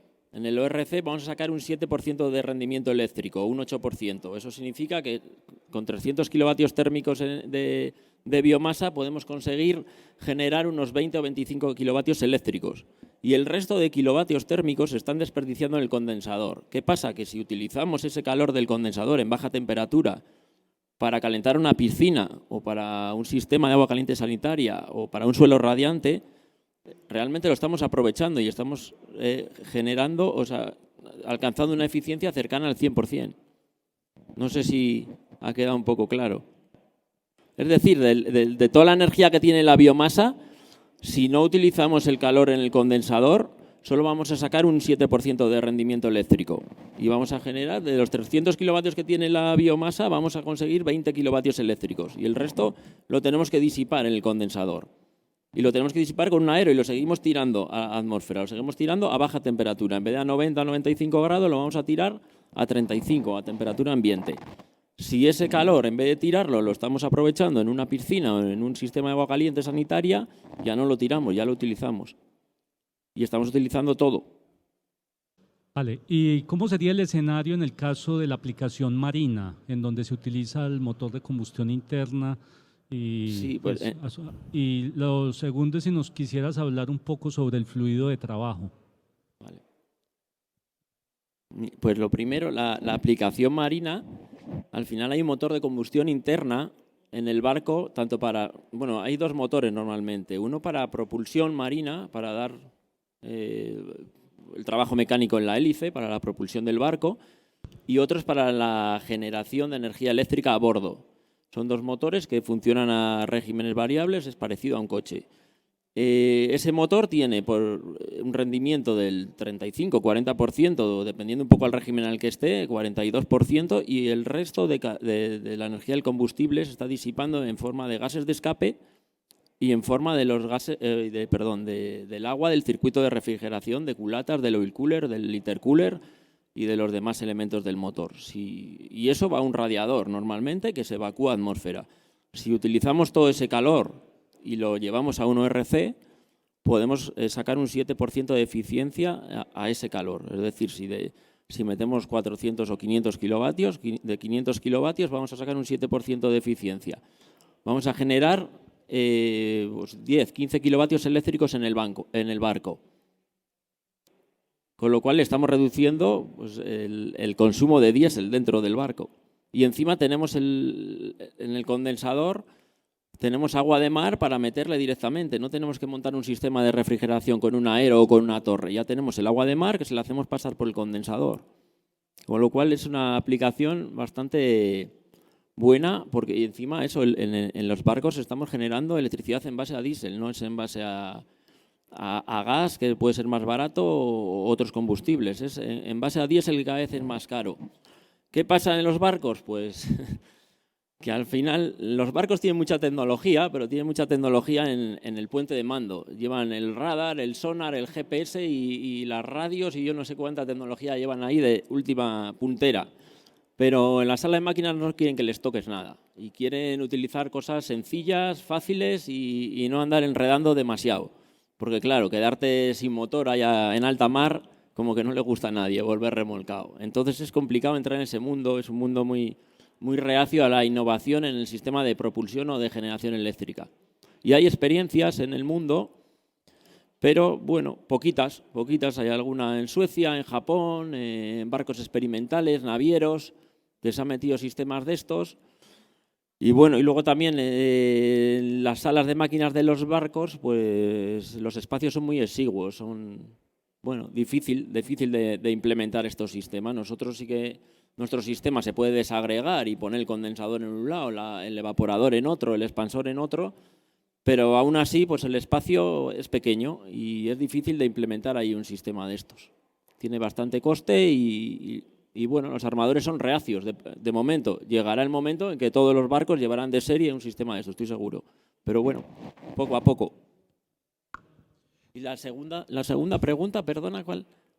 Era sobre el tipo de fluido que se utiliza. Sí, el tipo de refrigerante. Nosotros hemos venido utilizando el R245FA, pero tiene un GWP elevado por encima de 2000 y ahora con las restricciones que se están imponiendo en la Unión Europea, tenemos que buscar un refrigerante alternativo. Al final los refrigerantes lo hacen las industrias químicas y nadie te hace un refrigerante específico para ti, así que prácticamente te lo da la industria química, Honeywell en este caso. Y te dice, bueno, como el R245FA va a estar prohibido, ya hemos sacado otro y se llama el R1233ZD y con ese estamos haciendo ya las máquinas, las estamos sacando ya con ese nuevo refrigerante que tiene un GWP bastante bajo y que cumple normativas.